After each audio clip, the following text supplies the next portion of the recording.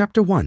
What is NLP? Sales की दुनिया में एक बहुत बड़ा भ्रम यह है कि लोग सोचते हैं बेचना सिर्फ बोलने की कला है, लेकिन सच्चाई यह है कि सेलिंग माइंड रीडिंग की कला है। जिस दिन तुम ये समझ गए कि सामने वाला क्या सोच रहा है, क्या महसूस कर रहा है और उसके निर्णय किस आंतरिक पैटर्न से आते हैं, उस दिन से तुम हर बातचीत को दिशा दे सकते हो। यही असली शक्ति है एनएलपी की, न्यूरो लिंग्विस्टिक प्रोग्रामिंग। एनएलपी का मतलब है दिमाग की भाषा को समझना। ये वो विज्ञान है जो बताता है कि इंसान अपने अनुभवों को कैसे कोड करता है, कैसे वो अपने अंदर की तस्वीरें, आवाजें और संवेदनाएं बनाता है जो उसके फैसले तय करती हैं। जब तुम किसी ग्राहक से बात करते हो तो वो तुम्हारे शब्द नहीं खरीदता, वो अपनी अंदर की तस्वीर खरीदता है जो तुम्हारे शब्दों ने उसके मन में बनाई। एनएलपी का असली काम है उस तस्वीर के रंगों को बदलना, उसकी रोशनी को एडजस्ट करना और उसे ऐसी दिशा में घुमाना जहां हां सुनने की संभावना सबसे ज्यादा हो। सेल्समैन जो एनएलपी को समझता है, वो किसी भी बातचीत को माइंड लेवल पर पढ़ सकता है। वो सुनता नहीं, वो महसूस करता है। सामने वाला अगर बोल रहा है, मुझे थोड़ा सोचना पड़ेगा, तो वो जानता है कि ये वाक्य किसी तर्क का नहीं, किसी भय का परिणाम है। एनएलपी सिखाती है कि हर शब्द के पीछे एक इमोशनल कोड होता है। जब तुम वो कोड तोड़ना सीख जाते हो, तुम व्यक्ति की मनोवैज्ञानिक संरचना को समझ लेते हो।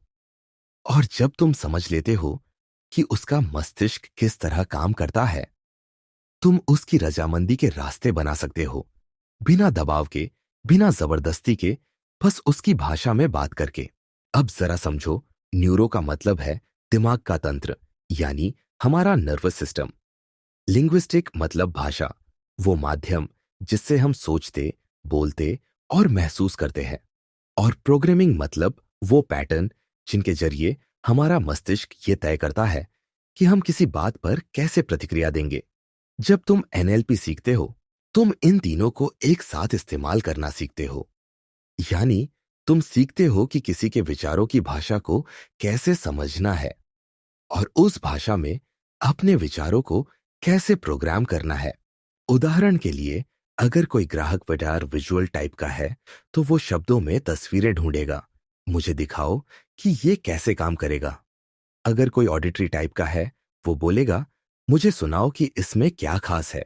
और अगर कोई किनेस्थेटिक है, वो कहेगा, मुझे महसूस कराओ कि इसका असर कैसा होगा। एक सामान्य सेल्समैन इन शब्दों को बस जवाब देने लायक सुनता है, लेकिन एनएलपी जानने वाला सेल्समैन इन शब्दों को कुंजी की तरह इस्तेमाल करता है। वो तुरंत पहचान लेता है कि किस व्यक्ति के दिमाग की भाषा क्या है और फिर उसी भाषा में पिच देता है।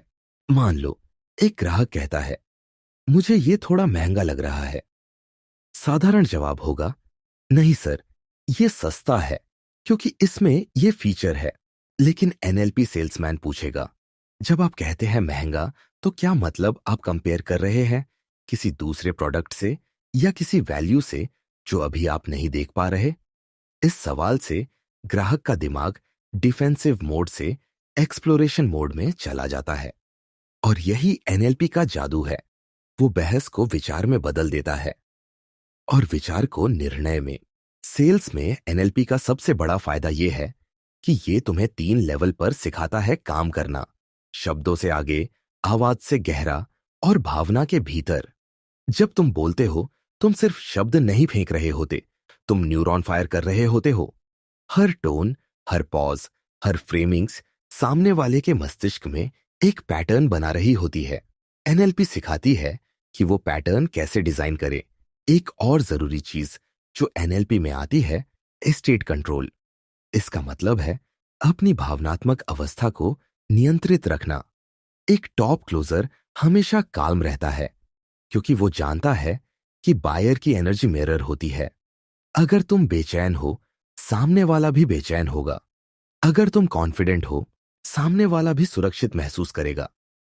एनएलपी में तुम सीखते हो कि अपने अंदर एंकर कैसे बनाना है। एक छोटा जेस्चर, एक शब्द या एक सोच जो तुरंत तुम्हारे अंदर कॉन्फिडेंस का स्विच ऑन कर दे।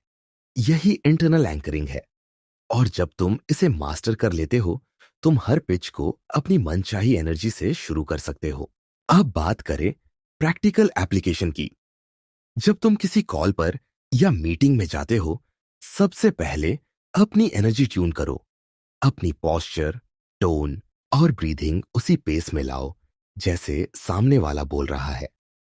इससे एक अचेतन ट्रस्ट बनता है, एक सुरक्षित कनेक्शन। फिर धीरे धीरे पेस लीड करो, यानी अपनी एनर्जी को थोड़ा ऊपर उठाओ और देखो कि क्या सामने वाला फॉलो कर रहा है। अगर वो तुम्हारे रिदम में आ गया, तो अब वो तुम्हारी बातचीत की दिशा में चलने के लिए तैयार है। इस प्रोसेस को कहते हैं पेसिंग एंड लीडिंग, एनएलपी का एक फंडामेंटल रूल। दूसरा प्रैक्टिकल स्टेप है रिफ्रेमिंग, यानी किसी ऑब्जेक्शन या डाउट को नए पर्सपेक्टिव से पेश करना। जैसे कोई कहे, मैं इस प्रोडक्ट को अफोर्ड नहीं कर सकता। तुम कह सकते हो, मैं समझ सकता हूं सर, लेकिन क्या आपने ये सोचा कि न लेने की कॉस्ट क्या होगी? ये एक रिफ्रेम है, और इस एक लाइन से कॉन्वर्सेशन की पूरी दिशा बदल जाती है। एनएलपी में हर रिफ्रेम एक नए पॉसिबिलिटी विंडो की तरह होता है। और तीसरी चीज, सेंसरी लैंग्वेज। हमेशा ध्यान दो कि सामने वाला कौन से सेंसरी शब्द इस्तेमाल करता है। अगर वो कहे, मुझे नहीं दिख रहा इसका फायदा, तो देखना शब्द का जवाब आप इमेजिन करिए, या चलो विजुअलाइज करते हैं से दो। अगर वो बोले, मुझे समझ नहीं आ रहा, तो जवाब दो, चलो सुनिए एक एग्जाम्पल। ये सटल मैचिंग टेक्निक दिमाग को सुरक्षा का इल्यूजन देती है, और वो धीरे धीरे तुमसे सहमत होने लगता है। धीरे धीरे जब तुम ये पैटर्न पहचानना शुरू करते हो, तुम रियलाइज करोगे कि इंसान तर्क से नहीं, अनुभव से खरीदता है। और एनएलपी वही भाषा है जिसमें अनुभवों को शेप दिया जाता है। ये सिर्फ बिक्री नहीं है, ये इन्फ्लुएंस की उच्चतम कला है, जहां तुम किसी की स्वतंत्र इच्छा छीने बिना उसकी परसेप्शन को जेंटली दिशा देते हो। सेल्स में एनएलपी सीखना मतलब मनोविज्ञान को हथियार की तरह नहीं, बल्कि ब्लूप्रिंट की तरह समझना। क्योंकि जो दिमाग पैटर्न पढ़ना सीख जाता है, वो हर नेगोशिएशन, हर ऑब्जेक्शन और हर मेबी के पीछे छिपा असली यस देख लेता है। और यही वो एज है जो किसी भी सेल्स प्रोफेशनल को भीड़ से अलग बनाता है। एनएलपी तुम्हें वो नजर देता है जो बाकी नहीं देखते, दिमाग के अंदर का रास्ता। अगर तुम्हें ये चैप्टर पसंद आया और तुम सच में अपने दिमाग की भाषा को डिकोड करके इन्फ्लुएंस की कला में महारत हासिल करना चाहते हो, तो चैनल को लाइक करो, सब्सक्राइब करो और घंटी दबाओ, क्योंकि आने वाले चैप्टर्स में हम गहराई से उतरेंगे उस साइंस में जो तुम्हारी हर सेल को जीत में बदल सकता है। Chapter 2, report fast. सेल्स की दुनिया में रिपोर्ट सिर्फ एक शब्द नहीं है, ये एक छिपी हुई कुंजी है जो हर बातचीत का दरवाजा खोलती है। अगर तुम किसी को बेचने की कोशिश कर रहे हो, लेकिन वो तुम्हारे साथ भावनात्मक रूप से जुड़ा नहीं है, तो चाहे तुम्हारा प्रोडक्ट कितना भी अच्छा क्यों ना हो, सौदा अधूरा रह जाएगा। क्योंकि इंसान पहले महसूस करता है, फिर सोचता है, और रैपोर्ट वही अदृश्य धागा है जो तुम्हारे शब्दों और उसके अनुभव को एक साथ बांध देता है। रैपोर्ट का मतलब होता है दूसरे व्यक्ति के मन की तरंगों से अपनी तरंगों को मिलाना। जब दो लोग एक जैसी तरंग पर होते हैं, तो संवाद सहज हो जाता है। अब ये सोचो, जब तुम किसी ग्राहक से मिलते हो, तो क्या तुम उसके टोन, उसके रिद्म और उसके मूड को महसूस करते हो, या सिर्फ अपनी स्क्रिप्ट बोलते चले जाते हो? क्योंकि एनएलपी कहती है, अगर तुम किसी की दुनिया में घुसना चाहते हो, तो पहले तुम्हें उसकी भाषा में बोलना होगा, उसकी लय में चलना होगा, उसकी सांसों की ताल से अपनी ताल मिलानी होगी। मान लो तुम एक प्रॉस्पेक्ट के साथ बैठे हो जो बहुत धीमे और सोच समझकर बोलता है। अगर तुम तेजी से बोलना शुरू कर दोगे, वो तुम्हारे शब्द नहीं, तुम्हारी बेचैनी महसूस करेगा। लेकिन अगर तुम उसकी ही गति पर, उसी एनर्जी लेवल में बात करते हो, तो उसका दिमाग ये संकेत लेता है कि ये व्यक्ति मेरी तरह सोचता है, ये मेरे जैसा है। यही सिमिलैरिटी इल्यूजन है और इंसान अपनी तरह के लोगों पर भरोसा जल्दी करता है। एनएलपी में इसे कहा जाता है पेसिंग, यानी सामने वाले के व्यवहार, आवाज और टोन को सटल तरीके से मैच करना। रैपोर्ट का पहला स्तर मिररिंग से शुरू होता है। ये कोई नकल नहीं, बल्कि प्रतिबिंब है। अगर वो हल्का सा मुस्कुराता है, तुम भी हल्की मुस्कान रखो। अगर वो आगे झुककर बात कर रहा है, तुम भी थोड़ी झुकाव की मुद्रा अपनाओ। पर यह इतना नेचुरल होना चाहिए कि उसे लगे तुम सिंक में हो, न कि उसे कॉपी कर रहे हो। जब दो दिमाग इस तरह जुड़ते हैं, तो न्यूरॉन लेवल पर एक सुरक्षा सिग्नल बनता है। ब्रेन कहता है, मैं सुरक्षित हूं, ये व्यक्ति मेरे जैसा है। दूसरा स्तर है वॉइस मैचिंग। एनएलपी में आवाज की टोन, रिदम और पिच का बहुत गहरा असर होता है। उदाहरण के लिए, अगर ग्राहक की आवाज धीमी और भारी है और तुम ऊंचे और तेज स्वर में बात कर रहे हो, तो तुम्हारे शब्द उसके अवचेतन तक नहीं पहुंचेंगे। लेकिन अगर तुम अपनी टोन को उसकी फ्रीक्वेंसी पर लाओगे, तो दोनों दिमागों के बीच एक न्यूरल सिंक बन जाएगा। इससे बातचीत का तनाव घटता है और भरोसा बढ़ता है। रैपोर्ट का तीसरा स्तर है लैंग्वेज मैचिंग। हर व्यक्ति की अपनी भाषा प्राथमिकताएं होती है। कुछ लोग विजुअल शब्दों में सोचते हैं, मुझे दिखाओ। कुछ लोग ऑडिटरी शब्दों में, मुझे सुनाओ। और कुछ किनेस्थेटिक शब्दों में, मुझे महसूस कराओ। जब तुम ध्यान से सुनते हो कि सामने वाला कौन सी भाषा इस्तेमाल कर रहा है और उसी भाषा में जवाब देते हो, तो वो सबकॉन्शियसली महसूस करता है कि तुम उसे समझते हो। यही वह पल है जब उसका रक्षात्मक कवच टूटने लगता है। रैपोर्ट का चौथा और गहरा स्तर है इमोशनल मिररिंग।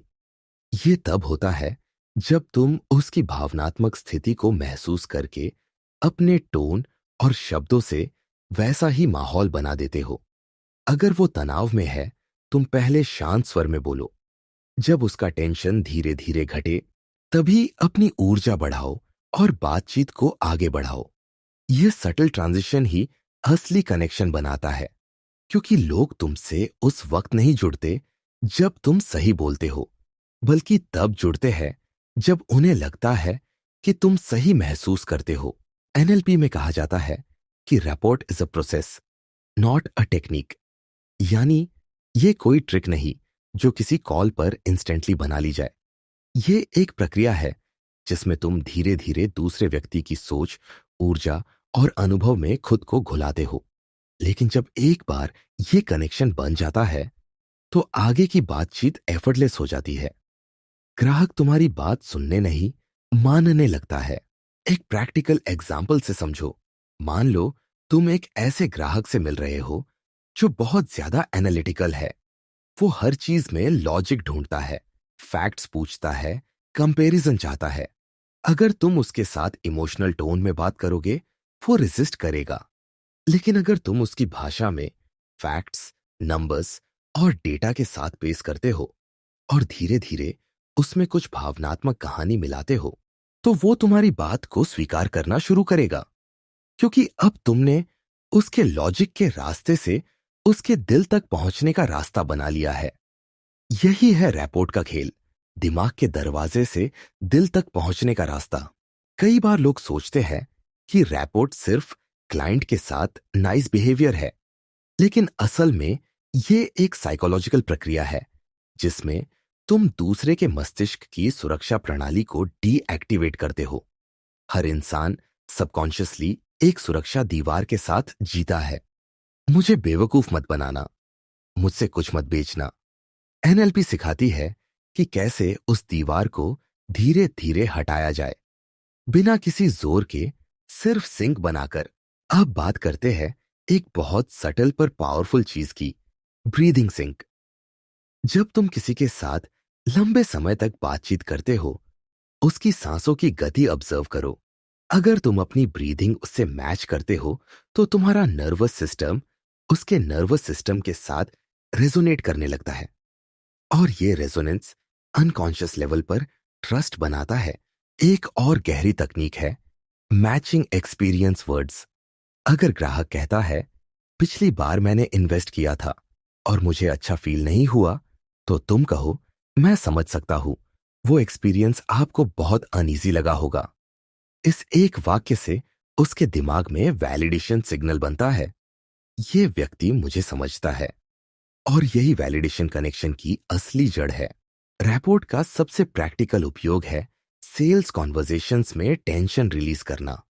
जब ग्राहक ना कहने के करीब होता है, तुम एक सटल मिरर स्टेटमेंट देकर उसकी एनर्जी सॉफ्टन कर सकते हो। जैसे, लगता है आप सच में बहुत सोच समझकर डिसीजंस लेते हैं और यही तो आपको सक्सेसफुल बनाता है। इस एक सेंटेंस से वो रिलैक्स करेगा और कॉन्वर्जेशन दोबारा ओपन हो जाएगी। एनएलपी में रैपोर्ट सिर्फ कम्युनिकेशन की शुरुआत नहीं, पूरी बिक्री की नींव है। क्योंकि जब कनेक्शन बन जाता है, तो पर्सुएशन की जरूरत नहीं पड़ती। लोग खुद इन्फ्लुएंस महसूस करते हैं। ये इन्फ्लुएंस बिना शब्दों के भी चलता है। वो तुम्हारी बॉडी लैंग्वेज, टोन और पॉजेस से पड़ता है कि तुम भरोसेमंद हो या नहीं। इसलिए एक अच्छा सेल्समैन सिर्फ बोलता नहीं, ऑब्जर्व करता है। वो हर माइक्रो बिहेवियर, हर आईब्राउ लिफ्ट, हर पॉज को समझता है और उस ऑब्जर्वेशन से वो सामने वाले के दिमाग की गहराई में उतर जाता है। जब तुम ये आर्ट सीख लेते हो, तुम रियलाइज करते हो कि दुनिया में कोई कोल्ड कॉल असल में कोल्ड नहीं होती, बस कनेक्शन मिसिंग होता है। रैपोर्ट वो अदृश्य पुल है जो दो दिमागों को जोड़ता है। एक बार वो बन गया, तो चाहे प्रोडक्ट कोई भी हो, प्राइस कोई भी हो, लॉजिक कोई भी हो, व्यक्ति तुम्हें सुनता नहीं, तुम्हारे साथ महसूस करता है। और जब इंसान महसूस करता है, तो डिसीजन लेना आसान हो जाता है। यही कारण है कि एनएलपी में रिपोर्ट को गेटवे टू इन्फ्लुएंस कहा गया है। और जो इस गेटवे को खोलना सीख गया, वो हर डील का दरवाजा खोल सकता है। Chapter 3, language framing. शब्द सिर्फ संवाद के औजार नहीं है, बल्कि ये वो लेंस है जिनसे इंसान दुनिया को देखता है। तुम किसी भी व्यक्ति का नजरिया बदलना चाहते हो, तो तुम्हें उसकी भाषा बदलनी होगी। यही है फ्रेमिंग की कला, भाषा के माध्यम से वास्तविकता की व्याख्या को बदल देना। सेल्स में फ्रेमिंग का मतलब है ग्राहक के विचारों के चारों ओर एक ऐसा संदर्भ बनाना जिसमें वही बात अलग अर्थ ले लेती है। वही प्रोडक्ट, वही ऑफर, वही जानकारी, पर नए फ्रेम में डाली गई, तो उसका असर पूरी तरह बदल जाता है। एनएलपी में इसे फ्रेम कंट्रोल कहा जाता है। जब कोई ग्राहक कहता है, ये बहुत महंगा है, तो वो एक फ्रेम में बात कर रहा होता है, कीमत का फ्रेम। अगर तुम उसी फ्रेम में जवाब दोगे, तो तुम उसकी सोच की सीमाओं के भीतर फंस जाओगे। लेकिन अगर तुम फ्रेम बदल देते हो, तो बातचीत का संदर्भ ही बदल जाता है। उदाहरण के लिए, सर, मैं आपकी बात समझता हूं, पर सवाल ये नहीं है कि ये कितना महंगा है। सवाल ये है कि ये कितना फायदा देगा। अब तुमने बातचीत को कीमत से हटाकर मूल्य के फ्रेम में डाल दिया और इंसान का मस्तिष्क हमेशा उस फ्रेम के भीतर निर्णय लेता है जो उस समय सक्रिय होता है। फ्रेमिंग इसलिए इतनी शक्तिशाली है क्योंकि ये सीधे अमिगडाला और प्रीफ्रंटल कॉर्टेक्स के बीच की न्यूरल एक्टिविटी को प्रभावित करती है। जब तुम किसी बात को एक नए फ्रेम में पेश करते हो, तो सामने वाला उसी क्षण अपनी धारणा बदल देता है, भले उसे ये परिवर्तन महसूस भी न हो। इसलिए एनएलपी सिखाती है कि हर वाक्य, हर शब्द और हर पॉज एक फ्रेम बनाता है, और जो फ्रेम को कंट्रोल करता है, वही पूरी बातचीत का परिणाम तय करता है। सेल्स में 4 मुख्य फ्रेम सबसे ज्यादा इस्तेमाल होते हैं: value frame, time frame, cost frame और स्टेटस फ्रेम। वैल्यू फ्रेम में तुम बातचीत को मूल्य की दिशा में मोड़ते हो। टाइम फ्रेम में तुम अर्जेंसी को सटली एक्टिवेट करते हो, बिना दबाव बनाए। कॉस्ट फ्रेम में तुम ग्राहक को सोचने पर मजबूर करते हो कि न खरीदने की कीमत क्या होगी। और स्टेटस फ्रेम में तुम संवाद को इस तरह सेट करते हो कि तुम बातचीत के नेतृत्वकर्ता बनो, न कि पीछा करने वाले। मसलन, जब ग्राहक कहे, मैं सोचकर बताऊंगा, तो साधारण सेल्समैन बोलेगा, ठीक है सर। लेकिन एनएलपी जानने वाला सेल्समैन बोलेगा, बिल्कुल सर, आप सोचिए, क्योंकि जो लोग सोचकर फैसला लेते हैं वो हमेशा सही निर्णय लेते हैं। बस इतना ध्यान रखिएगा कि ये ऑफर अगले 48 घंटे तक ही रहेगा। इस एक लाइन में 3 फ्रेम एक साथ डाले गए, वैलिडेशन फ्रेम, स्टेटस फ्रेम और टाइम फ्रेम। ग्राहक को ऐसा लगा कि उसने खुद नियंत्रण रखा है, जबकि असल में बातचीत की दिशा तुमने तय कर दी। यही है भाषा फ्रेमिंग की असली शक्ति, सटल कंट्रोल। अब सोचो, जब कोई कहता है मुझे रिस्क नहीं लेना, तो ये रिस्क अवर्जन फ्रेम है। इसे सीधे बदलने की जगह तुम नया फ्रेम डालो, सर, असली रिस्क वो नहीं जो आप लेते हैं, बल्कि वो है जो आप छोड़ देते हैं। इस एक लाइन से दिमाग का पूरा एंगल पलट जाता है। ग्राहक अब रिस्क को अवसर के रूप में देखना शुरू करता है। यही वो मोमेंट होता है जहां सेलिंग होती है, बिना दबाव, सिर्फ फ्रेम के बदलाव से। फ्रेमिंग सिर्फ बाहरी संवाद के लिए नहीं है, ये आंतरिक भी है। यानी एक सेल्समैन अपने खुद के दिमाग में भी फ्रेम सेट करता है। अगर तुम किसी मीटिंग में जाते वक्त सोचते हो कि उम्मीद है आज ग्राहक मना नहीं करेगा, तो तुम पहले से ही फियर फ्रेम में हो, और ये फ्रेम तुम्हारी टोन, बॉडी लैंग्वेज और शब्दों में झलक जाएगा। लेकिन अगर तुम अपने आप से कहो, आज मैं ये पता लगाऊंगा कि उसके लिए असली वैल्यू क्या है, तो तुम क्यूरियोसिटी फ्रेम में आ जाओगे, और यही फ्रेम बातचीत को ओपन रखेगा। एनएलपी कहती है, जो अपने फ्रेम को संभालता है वही दूसरे के फ्रेम को दिशा दे सकता है। अब बात करते हैं फ्रेम क्लैश की। जब दो लोग बातचीत में आते हैं तो उनके फ्रेम आपस में टकराते हैं। उदाहरण के लिए, ग्राहक का फ्रेम हो सकता है, मुझे सेल्स पर्सन से सावधान रहना चाहिए, और तुम्हारा फ्रेम है, मैं उसकी मदद करने आया हूं। अगर तुम उसके फ्रेम को मानकर चलोगे तो वो जीतेगा। अगर तुम अपना फ्रेम शांत लेकिन दृढ़ रखोगे तो धीरे धीरे उसका फ्रेम तुम्हारे भीतर विलीन हो जाएगा। फ्रेम की लड़ाई में शब्दों से ज्यादा असर टोन, गति और आत्मविश्वास का होता है। फ्रेमिंग का एक दिलचस्प नियम है, कॉन्ट्रास्ट प्रिंसिपल। जब तुम दो चीजों को तुलना में रखते हो तो दिमाग अपने आप प्राथमिकता तय कर लेता है। उदाहरण के लिए, अगर तुम किसी प्रोडक्ट की कीमत बताते वक्त पहले उसके महंगे विकल्प की बात करते हो, तो वास्तविक कीमत सस्ती महसूस होती है। ये फ्रेम नहीं बदलता, परसेप्शन बदलता है, और परसेप्शन ही निर्णय का आधार होता है। एनएलपी में एक और महत्वपूर्ण अवधारणा है, प्री फ्रेमिंग। इसका मतलब है कि बातचीत शुरू होने से पहले ही दिमाग को एक दिशा दे देना। जैसे, अगर तुम किसी मीटिंग से पहले ये कहो, आज हम बस एक्सप्लोर करेंगे कि आपके लिए सबसे अच्छा समाधान क्या हो सकता है, तो तुमने एक सेफ लर्निंग फ्रेम बना दिया। अब ग्राहक को लगेगा कि उस पर दबाव नहीं है, बल्कि वो एक खोज में शामिल है। इसी तरह डी फ्रेमिंग तब होता है जब ग्राहक किसी नकारात्मक फ्रेम में अटक गया हो। जैसे सेल्स पर्सन झूठ बोलते हैं, तुम कामली कहो, सही कहा, बहुत लोग ऐसा करते हैं, इसलिए हम फैक्ट्स और ट्रांसपेरेंसी पर बात करते हैं। इस एक लाइन से तुमने उसका फ्रेम तोड़ दिया और नया फ्रेम डाल दिया। फ्रेमिंग का असली मास्टर वो है जो सुनते वक्त पहचान ले कि दूसरा व्यक्ति किस फ्रेम में बोल रहा है। क्या वो लॉजिक के फ्रेम में है, क्या वो डर के फ्रेम में है, क्या वो तुलना के फ्रेम में है, और फिर उसी पल बातचीत का संदर्भ बदल दे। ये सटल स्किल प्रैक्टिस से आती है।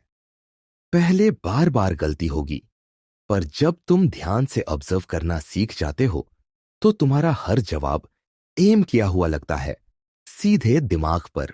फ्रेमिंग का इस्तेमाल सिर्फ ग्राहकों के लिए नहीं, बल्कि खुद की टीम, अपने लक्ष्य और अपनी सोच के लिए भी किया जा सकता है। हर बार जब तुम किसी स्थिति को नकारात्मक देखते हो तो फ्रेम बदलो। क्लाइंट ने मना कर दिया को, मुझे अब समझ आया कि कौन सा एंगल काम नहीं करता, मैं बदल दो। ये सेल्स की आत्मा है, हर असफलता को फ्रेम बदलकर अवसर में बदल देना। अंततः भाषा फ्रेमिंग का असली सार यह है कि दुनिया कोई निश्चित नहीं है, पर जो शब्द हम उसे देते हैं वो तय करते हैं कि हम उसे कैसे महसूस करेंगे। ग्राहक की नाभि सिर्फ एक फ्रेम है जिसका अर्थ तुम बदल सकते हो, और जब अर्थ बदलता है निर्णय बदल जाता है। एनएलपी कहती है reality is not fixed, it's framed. और जो व्यक्ति फ्रेम को समझ लेता है वो किसी भी बातचीत की दिशा मोड़ सकता है, बिना आवाज ऊंची किए, बिना मनवाने की कोशिश किए, सिर्फ कुछ शब्दों से, सही समय पर, सही फ्रेम में। Chapter 4, embedded commands. सेल्स की दुनिया में हर शब्द एक संकेत होता है, लेकिन कुछ शब्द ऐसे होते हैं जो दिमाग तक सीधे पहुंच जाते हैं, बिना व्यक्ति को यह महसूस हुए कि उसके विचारों की दिशा बदल गई है। यही एनएलपी की सबसे गूढ़ और शक्तिशाली तकनीकों में से एक है, एम्बेडेड कमांड्स। ये वह कला है जिसमें तुम अपने वाक्यों के भीतर ऐसे निर्देश छिपाते हो जो सामने वाले के अवचेतन में प्रवेश कर जाते हैं और उसके निर्णय की संभावना को सटली बदल देते हैं। सुनने वाला सोचता है कि उसने खुद निर्णय लिया, जबकि वास्तव में उसके मस्तिष्क ने तुम्हारे वाक्य के भीतर छिपे आदेश को फॉलो किया होता है। एम्बेडेड कमांड्स को समझने के लिए पहले यह जानना जरूरी है कि हमारा मस्तिष्क दो स्तरों पर सुनता है, एक सचेत जो अर्थ पकड़ता है और एक अवचेतन जो भावनाएं, पैटर्न और टोन पकड़ता है। जब तुम बोलते हो तो सिर्फ शब्द नहीं निकलते, बल्कि उस शब्द की ध्वनि, लय और भाव भी निकलते हैं। अवचेतन मस्तिष्क इन्हीं पैटर्न्स को पकड़ता है। एनएलपी में यही क्षेत्र सबसे प्रभावशाली होता है क्योंकि यहीं से निर्णय बनते हैं। अब मान लो कि तुम किसी ग्राहक से बात कर रहे हो और कहते हो, जब आप इस प्रोडक्ट को इस्तेमाल करते हुए खुद को सफल महसूस करेंगे तो आपको एहसास होगा कि आपने सही फैसला किया। सतह पर यह एक साधारण वाक्य है, लेकिन अगर ध्यान दो तो इसमें एक छिपा हुआ आदेश है, इस्तेमाल करो और सफल महसूस करो। मस्तिष्क जब इस वाक्य को सुनता है तो उसका सचेत भाग अर्थ समझने में व्यस्त रहता है और अवचेतन भाग आदेश को क्वाइटली अब्सॉर्ब कर लेता है। यही सटल सजेशन है जो सीधे पर्सुएशन का हिस्सा बन जाता है। एम्बेडेड कमांड्स हमेशा सीधे आदेश नहीं होते। अगर तुम किसी से कहो खरीद लो तो उसका मस्तिष्क तुरंत रक्षात्मक हो जाएगा, लेकिन अगर तुम कहो कई लोग इसको देखते ही सोचते हैं कि ये चीज उनके लिए बनी है, तो अवचेतन संदेश वही है, देखो और सोचो कि ये तुम्हारे लिए है। फर्क बस इतना है कि पहले वाक्य में आदेश था, दूसरे में संभावना। मस्तिष्क संभावनाओं के प्रति खुला रहता है, लेकिन आदेशों से बचता है। इसलिए एनएलपी कहती है प्रेरणा आदेश से नहीं, संकेत से आती है। सेल्स में एम्बेडेड कमांड्स का इस्तेमाल 3 स्तरों पर किया जाता है, भाषा के भीतर, टोन के भीतर और कहानी के भीतर। पहला स्तर है भाषा। इसमें वाक्यों के भीतर छिपे छोटे छोटे वर्ब्स होते हैं जो एक डायरेक्शन देते हैं, जैसे इमेजिन, फील, नोटिस, रियलाइज।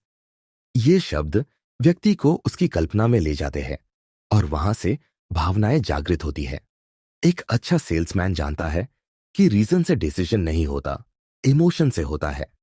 इसीलिए जब तुम कहते हो जरा इमेजिन कीजिए कि यह सिस्टम आपके ऑफिस में चल रहा है, तो तुमने उसे एक मानसिक दृश्य में पहुंचा दिया जहां वो प्रोडक्ट को इस्तेमाल करते हुए देख रहा है, और जब वो देख रहा है उसका दिमाग डिसीजन की रिहर्सल कर रहा होता है।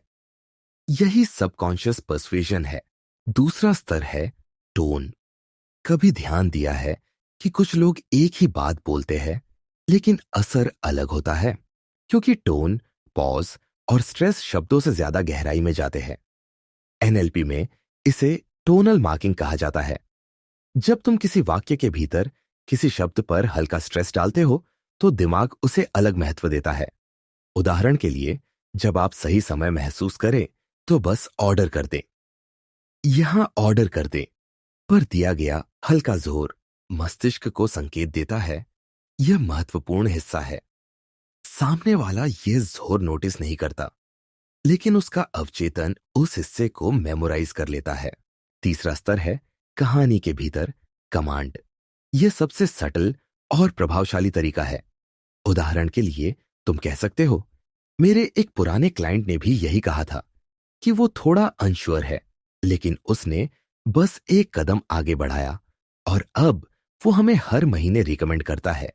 इस कहानी में कोई सीधा आदेश नहीं, पर संदेश साफ है, एक कदम आगे बढ़ाओ। और कहानी सुनते वक्त मस्तिष्क अपने रक्षात्मक मोड से बाहर होता है, क्योंकि वह विश्लेषण नहीं, कल्पना कर रहा होता है। इसलिए कहानी एम्बेडेड कमांड्स का सबसे सुरक्षित वाहन है। एम्बेडेड कमांड्स का असली जादू तब दिखता है जब इन्हें बाकी एनएलपी तकनीकों के साथ जोड़ा जाता है, जैसे पेसिंग, लीडिंग और एंकरिंग। पहले ग्राहक की भाषा और भावनात्मक स्थिति को मैच करो, पेसिंग, फिर सटल डायरेक्शन दो, लीडिंग, और जब सही भावनात्मक स्थिति आ जाए तो कमांड डालो, एंकरिंग विद कमांड। उदाहरण के लिए, आप शायद महसूस कर रहे हैं कि जब चीजें साफ साफ समझ में आने लगती है तो डिसीजन अपने आप आसान हो जाता है। यहां तुमने पहले उसकी स्थिति को मान्यता दी, फिर सटल कमांड डाली, डिसीजन आसान हो जाता है। अब उसका दिमाग इसी फ्रेम में सोचने लगेगा।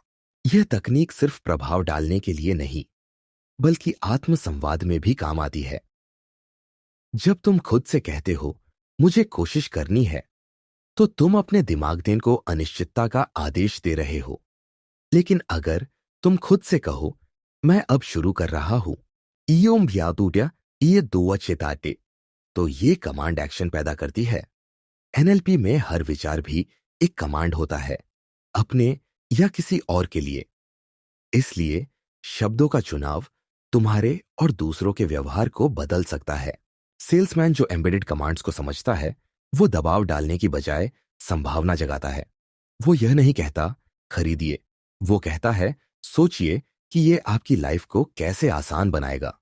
वो यह नहीं कहता जल्दी कीजिए, वो कहता है जब भी आप तैयार महसूस करें, अगला कदम उठाइए। ये सुनने में मामूली फर्क है, लेकिन असर गहरा है, क्योंकि पहला आदेश है, दूसरा निमंत्रण। अवचेतन आदेश से भागता है, लेकिन निमंत्रण की ओर खींचता है। कई बार एम्बेडेड कमांड्स का गलत इस्तेमाल भी होता है, जब लोग जानबूझकर भ्रम पैदा करते हैं। इसलिए असली प्रभाव वही है जिसमें व्यक्ति को लगता है कि उसने खुद निर्णय लिया है। सेल्स में यह एथिकल बाउंड्री बहुत जरूरी है। तुम किसी की सोच को दिशा दे सकते हो, पर उसके निर्णय पर कब्जा नहीं कर सकते, क्योंकि अगर किसी को बाद में लगे कि उससे डिसीजन करवाया गया, तो वो फिर कभी भरोसा नहीं करेगा। एम्बेडेड कमांड्स का अभ्यास करने के लिए सबसे अच्छा तरीका है अपनी बातचीत रिकॉर्ड करना। बाद में सुनो कि तुम कहां आदेश दे रहे हो और कहां सुझाव। फिर अपने शब्दों को रिफाइन करो। छोटे वर्ब्स जैसे imagine, feel, notice, realise, explore, ये सटल कीज हैं। जब तुम इनका इस्तेमाल स्वाभाविक रूप से करना सीख जाओगे, तो तुम्हारे शब्दों में हिप्नोसिस की तरह प्रभाव आने लगेगा। अंततः एम्बेडेड कमांड्स का असली उद्देश्य मैनिपुलेशन नहीं, इन्फ्लुएंस है।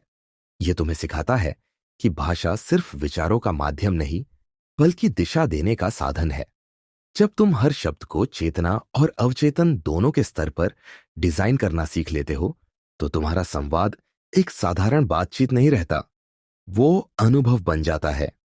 और जब लोग किसी अनुभव से गुजरते हैं, तो वे सिर्फ तुम्हें नहीं सुनते, वो तुम्हारे कहे को महसूस करते हैं।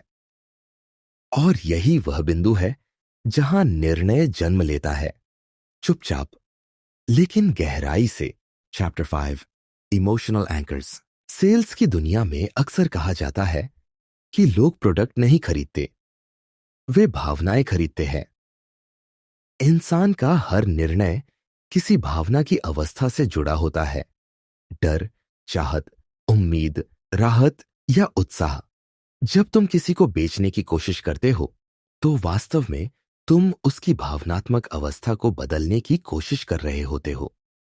यही है एनएलपी का सबसे शक्तिशाली सिद्धांत, इमोशनल एंकरिंग, यानी किसी खास भावना को किसी संकेत से जोड़ देना, ताकि वह संकेत बार बार वही भावना जागृत कर सके। एक साधारण उदाहरण से समझो।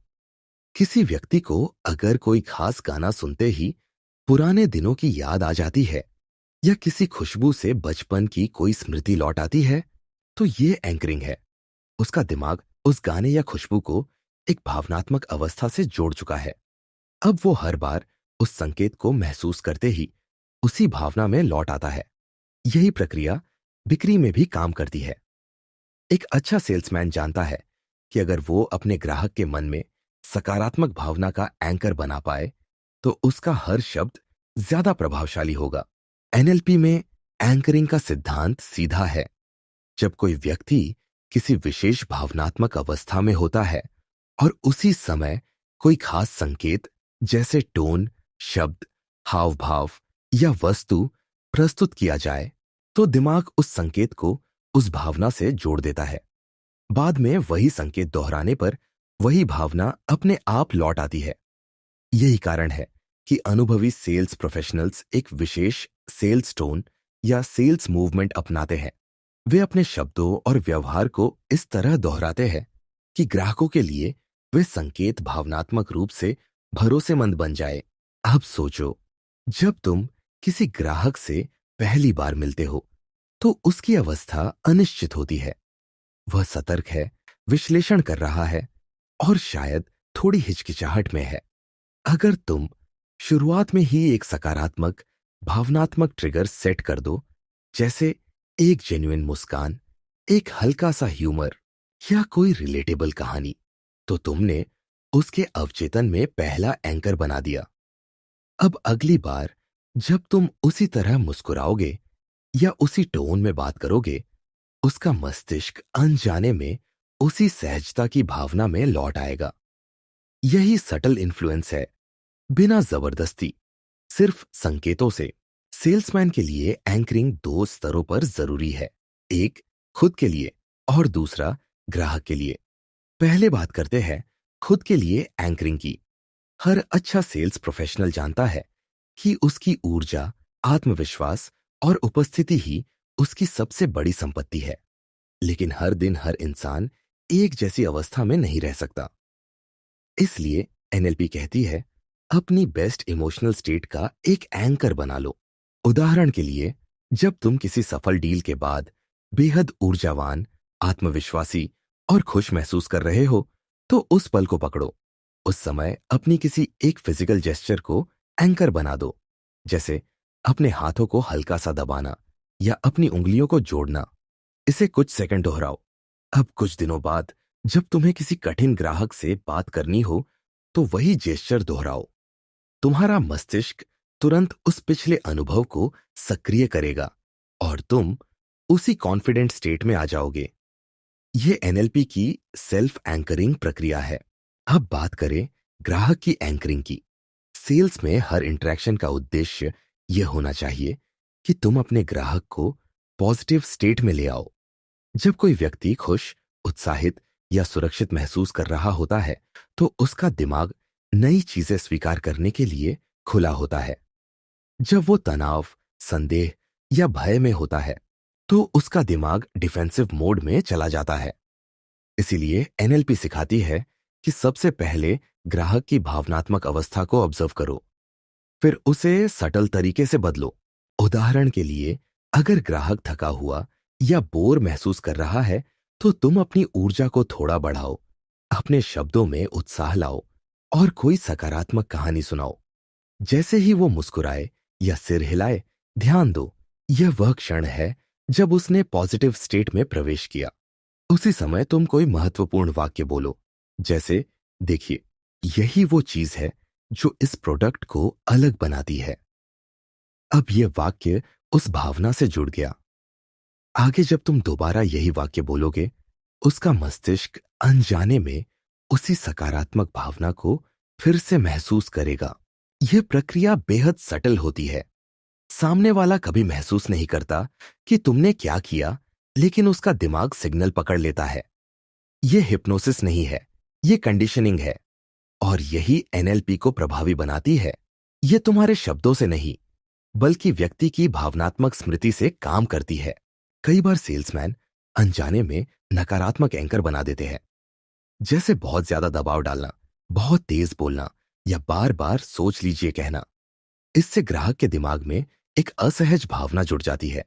अब जब भी वो तुम्हें या तुम्हारे ब्रांड को देखेगा, वही असहजता लौट आएगी।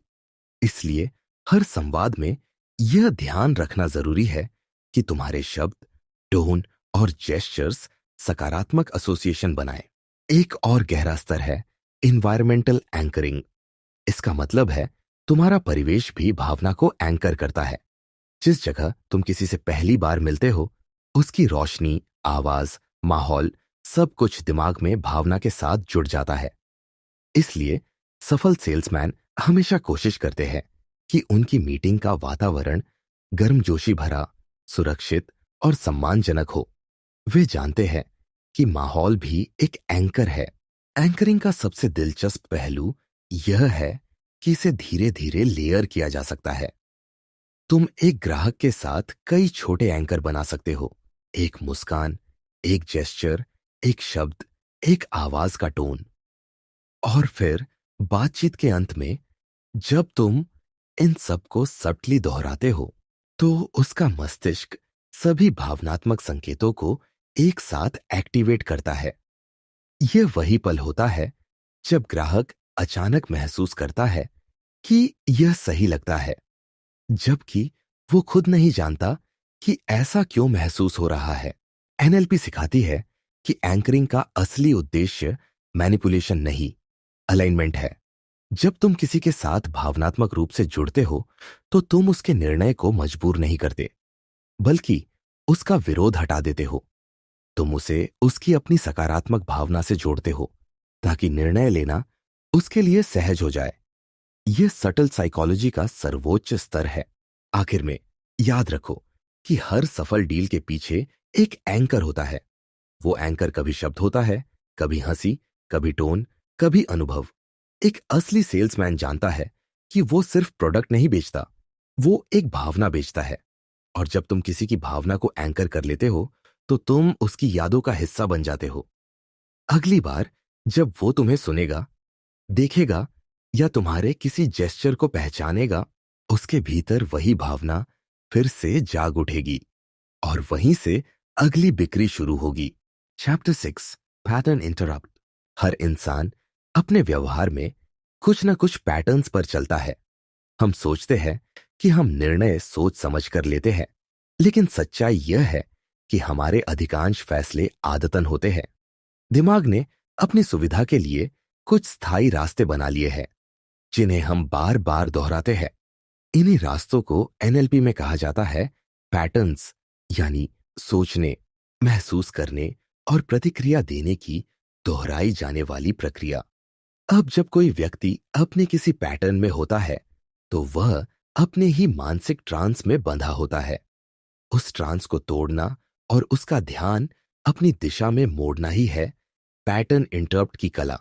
सेल्स में यह कला बेहद जरूरी है, क्योंकि जब कोई ग्राहक ना कहता है, तो वह अक्सर सोचकर नहीं, अपने पैटर्न से कहता है।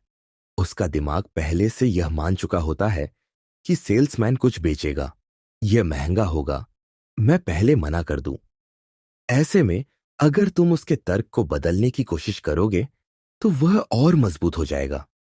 लेकिन अगर तुम उसके पैटर्न को ही तोड़ दो, तो उसके दिमाग की स्क्रिप्ट रीसेट हो जाती है और वहीं से असली प्रभाव शुरू होता है। पैटर्न इंटरप्ट का मूल सिद्धांत यह है कि किसी व्यक्ति की अपेक्षा के विपरीत व्यवहार करना। जब तुम उसकी उम्मीदों के पैटर्न को तोड़ते हो, तो उसका दिमाग कुछ क्षणों के लिए ब्लैंक स्टेट में चला जाता है। उस अवस्था में उसका अवचेतस अधिक खुला, ग्रहणशील और प्रभावित होने योग्य होता है। एनएलपी कहती है डिसरप्शन क्रिएट्स डोरवे, यानी जब तुम उसकी सोच की लकीर को तोड़ते हो, तो एक नई राह खोलते हो। मान लो कि तुम किसी ग्राहक को कॉल करते हो और वह कहता है, भाई मुझे कुछ नहीं चाहिए। सामान्य सेल्समैन जवाब देगा, लेकिन सर एक बार सुन लीजिए। यह पैटर्न के अनुरूप है, इसलिए ग्राहक पहले से तैयार जवाब देगा, नहीं मुझे दिलचस्पी नहीं है। लेकिन एनएलपी जानने वाला सेल्समैन पैटर्न तोड़ेगा। वह मुस्कुराते हुए बोलेगा, सर मुझे लगता है आज आपको मेरी जरूरत नहीं है। इसलिए ही तो मैं कॉल कर रहा हूं। ग्राहक के दिमाग में एक सेकंड का ठहराव आएगा। इसने अभी क्या कहा? वह थोड़ी देर के लिए उलझ जाएगा और इसी एक पल में तुमने उसका पैटर्न तोड़ दिया। अब उसकी स्क्रिप्ट टूट चुकी है और नया संवाद शुरू किया जा सकता है। यह तकनीक इसलिए काम करती है क्योंकि दिमाग हमेशा भविष्यवाणी करता है।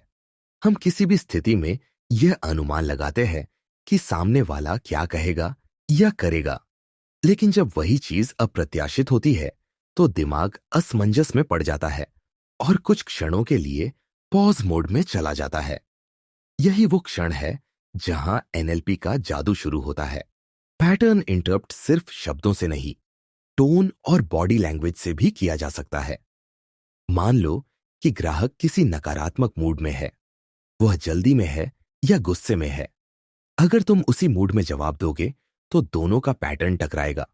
लेकिन अगर तुम अपनी टोन को बेहद शांत और धीमा रखो और एक अप्रत्याशित वाक्य कहो, जैसे लगता है आज दिन ने आपको परीक्षा में डाल दिया है, तो उसका ध्यान अपने ही मूड से हटकर तुम्हारी ओर चला जाएगा।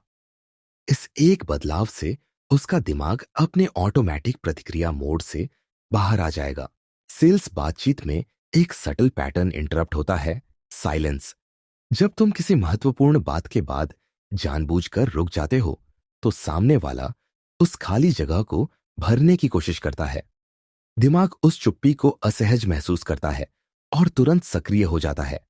उदाहरण के लिए, जब ग्राहक कहे मुझे सोचने का समय चाहिए और तुम बस शांत रहो, तो वह खुद बोलना शुरू करेगा, मतलब मैं बस कंपेयर करना चाहता हूं। और अब तुमने उसके विचारों की गहराई पकड़ ली। कभी कभी कुछ न कहना सबसे प्रभावशाली पैटर्न इंटरप्ट होता है। एक और शक्तिशाली तरीका है अजीब प्रश्न पूछना। ऐसा प्रश्न जो उसकी सोच की दिशा बदल दे। जैसे, सर, अगर आपकी जगह आपका सबसे अच्छा दोस्त होता तो वो क्या फैसला लेता? यह प्रश्न सीधा नहीं है, इसलिए दिमाग को नया रास्ता बनाना पड़ता है। उसका मानसिक ट्रैक टूटता है और वह नए दृष्टिकोण से सोचने लगता है। एनएलपी इसे पैटर्न रिडायरेक्शन कहती है, यानी उसी स्थिति में नया कोण बना देना। कई बार पैटर्न इंटरप्ट ह्यूमर के जरिए भी किया जा सकता है, लेकिन ये ह्यूमर प्राकृतिक होना चाहिए, नकली नहीं। जब किसी तनावपूर्ण बातचीत में हल्की मुस्कान या मजाक का पुट आता है तो दिमाग की रक्षात्मक दीवार गिर जाती है। यह इंसान के सामाजिक स्वभाव से जुड़ा है।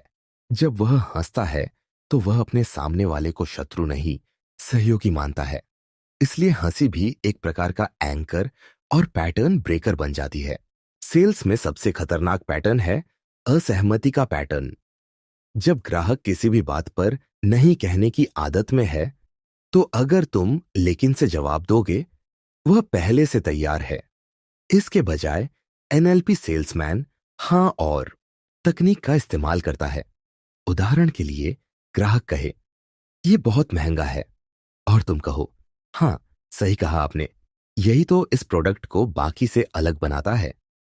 यहां तुमने उसकी बात को अस्वीकार नहीं किया, बल्कि उसके फ्रेम के भीतर रहकर दिशा बदल दी। यह एक सूक्ष्म पैटर्न इंटरप्ट है, विरोध के फ्रेम को सहयोग में बदल देना।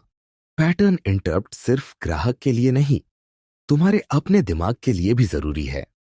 जब तुम लगातार मना सुनते हो तो तुम्हारा मस्तिष्क भी डर का पैटर्न बना लेता है। हर नई कॉल से पहले तुम्हें हिचकिचाहट होती है। इस स्थिति में खुद के पैटर्न को तोड़ो, अपने रूटीन को बदलो, अपनी स्क्रिप्ट के पहले वाक्य को बदलो या कॉल करने से पहले अपनी स्थिति बदलो। हर नया बदलाव तुम्हारे दिमाग को नया संदर्भ देगा। यही सेल्फ इंटरप्ट कहलाता है, अपनी ही सीमाओं को तोड़ने की प्रक्रिया। पैटर्न इंटरप्ट को सबसे ज्यादा प्रभावी तब माना जाता है जब वह नेचुरल और अप्रत्याशित दोनों हो, क्योंकि अगर ग्राहक को लगे कि तुम जानबूझकर उसे भ्रमित कर रहे हो तो उसका भरोसा टूट जाएगा। इसीलिए यह तकनीक फिनेस मांगती है, यह शोर नहीं, सूक्ष्मता से काम करती है। एनएलपी में कहा गया है कि सटल डिसरप्शन बिल्ड्स ट्रस्ट, क्योंकि जो व्यक्ति सहज रूप से किसी की आदत को तोड़ देता है, वह उसे नई दिशा देने की क्षमता भी रखता है। अंत में याद रखो, पैटर्न इंटरप्ट का असली उद्देश्य मैनिपुलेशन नहीं, जागरूकता है। तुम किसी को धोखा नहीं दे रहे, बल्कि उसे उसकी खुद की ऑटोमेटिक प्रतिक्रियाओं से बाहर ला रहे हो, ताकि वह सचमुच सोच सके। और जब इंसान सोचने लगता है तो वह खुद निर्णय लेने की स्थिति में आता है। यही सेल्स का सबसे सुंदर रूप है, जहां तुम किसी को मजबूर नहीं करते, बल्कि उसे उसकी अपनी संभावनाओं से परिचित कराते हो। पैटर्न इंटरप्ट वह कला है जिससे तुम किसी बातचीत की दिशा मोड़ सकते हो, बिना बहस किए, बिना आवाज ऊंची किए, सिर्फ एक अप्रत्याशित विराम से। और जब कोई व्यक्ति रुकता है, सच में रुकता है, तो उसके भीतर एक नया दरवाजा खुलता है। यही दरवाजा इन्फ्लुएंस का है, पर्सुएशन का है, और मानव मन के गहरे स्तर पर परिवर्तन का है। Chapter 7, story selling. कहानी सुनाने की कला सिर्फ मनोरंजन नहीं है, यह मानव मन के सबसे पुराने प्रभावशाली उपकरणों में से एक है। जब तुम किसी ग्राहक को कुछ बेचने की कोशिश करते हो, तो वह तुम्हारे तथ्यों, आंकड़ों या स्लाइड से ज्यादा तुम्हारी कहानी से प्रभावित होता है। क्योंकि इंसान का मस्तिष्क डेटा को नहीं, अनुभव को याद रखता है। और कहानी वही माध्यम है जो किसी विचार को अनुभव में बदल देती है। एनएलपी इस सिद्धांत को नैरेटिव फ्रेमिंग कहती है, यानी शब्दों को ऐसी संरचना में ढालना कि वे श्रोता के भीतर भावनात्मक प्रतिक्रिया उत्पन्न करें। सेल्स में स्टोरी सेलिंग का मतलब है किसी प्रोडक्ट या सर्विस को बेचने के लिए सीधे फायदे गिनाना नहीं, बल्कि ऐसी स्थिति बनाना जिसमें ग्राहक खुद को कहानी के भीतर देखे। जब वह खुद को उस कहानी का पात्र महसूस करने लगता है, तो उसका निर्णय तार्किक नहीं, भावनात्मक हो जाता है। और एनएलपी का नियम है, लोग तर्क से नहीं, भावना से निर्णय लेते हैं, फिर तर्क से उसे सही ठहराते हैं। कहानी हमेशा 3 चीजों पर टिकती है: स्थिति, संघर्ष और समाधान, यानी सिचुएशन, कॉन्फ्लिक्ट रिजोल्यूशन। ये 3 लाइन का ढांचा हर बिक्री में लागू होता है। पहले तुम एक रिलेटेबल स्थिति पेश करते हो, फिर उस स्थिति में एक समस्या या दर्द दिखाते हो, और अंत में दिखाते हो कि तुम्हारा समाधान कैसे राहत लाता है। यह वही संरचना है जो दिमाग को ध्यान से बांधती है, क्योंकि मस्तिष्क अधूरे पैटर्न को पूरा करना चाहता है। जब तुम कहानी शुरू करते हो, तो ग्राहक का दिमाग उसे पूरा सुनना चाहता है, क्योंकि उसे जानना है कि अंत क्या हुआ। मान लो तुम एक सॉफ्टवेयर बेच रहे हो जो व्यवसायों को समय बचाने में मदद करता है। तुम सीधे यह कह सकते हो, यह सॉफ्टवेयर आपका समय बचाएगा, लेकिन यह सिर्फ जानकारी है, भावना नहीं। अब इसे कहानी के रूप में कहो। हमारे एक क्लाइंट ने हमें बताया कि पहले वह हर हफ्ते रिपोर्ट बनाने में लगभग 10 घंटे खर्च करता था। जब उसने यह टूल इस्तेमाल करना शुरू किया, तो पहले हफ्ते में ही उसकी टीम ने वो समय 3 घंटे पर ला दिया। अब वह बाकी 7 घंटे नए प्रोजेक्ट्स पर लगा रहा है। वह कहता है कि उसके काम की दिशा ही बदल गई। यह सुनने में साधारण लगता है, लेकिन ग्राहक के दिमाग में यह एक जीवंत चित्र बनाता है। वह खुद को उस स्थिति में कल्पना करता है, और वही कल्पना निर्णय का बीज बन जाती है।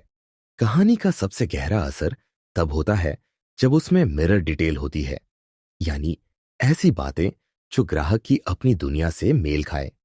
जब तुम उसकी भाषा, उसके अनुभव या उसके क्षेत्र से जुड़े उदाहरण लाते हो, तो उसे लगता है कि यह कहानी उसके लिए ही बनी है। यह मिररिंग बाय स्टोरी कहलाती है। उदाहरण के लिए, अगर तुम किसी शिक्षक को बेच रहे हो, तो कहो, हमारे एक शिक्षक ने बताया कि पहले छात्रों का ध्यान बनाए रखना मुश्किल था, लेकिन उसने जब यह नया तरीका अपनाया तो क्लास में शांति छा गई। यह मैं भी ऐसा महसूस करता हूं वाला भाव जगाता है, और यही भाव उसे आगे बढ़ने के लिए प्रेरित करता है। एनएलपी सिखाती है कि कहानी में शब्दों का चयन उतना ही महत्वपूर्ण है जितना उसका ढांचा। शब्दों को सेंसरी बनाओ, यानी दृश्य, ध्वनि और स्पर्श से जुड़ा हुआ। उदाहरण के लिए, उसने सुधार देखा कहने की जगह उसने महसूस किया कि अब उसकी सांसें हल्की हो गई है क्योंकि काम का दबाव कम हो गया है। कहो, सेंसरी भाषा अवचेतन स्तर पर काम करती है क्योंकि दिमाग अनुभव को शब्दों के बजाय संवेदना में समझता है। जब ग्राहक कुछ महसूस करने लगता है तो वही भावना निर्णय का आधार बन जाती है। कहानी में एक और ताकत होती है, कॉन्टेक्स्ट रिफ्रेमिंग की। इसका मतलब है किसी नकारात्मक परिस्थिति को सकारात्मक अर्थ में बदल देना। मान लो ग्राहक कहता है, हमारे पास इस नए सिस्टम के लिए बजट नहीं है।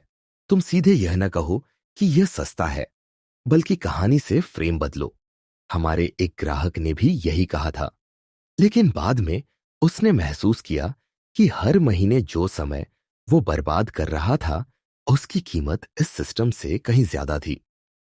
इस कहानी में तुमने बजट की बात को खर्च नहीं, निवेश के रूप में रिफ्रेम किया। यही सटल इन्फ्लुएंस है।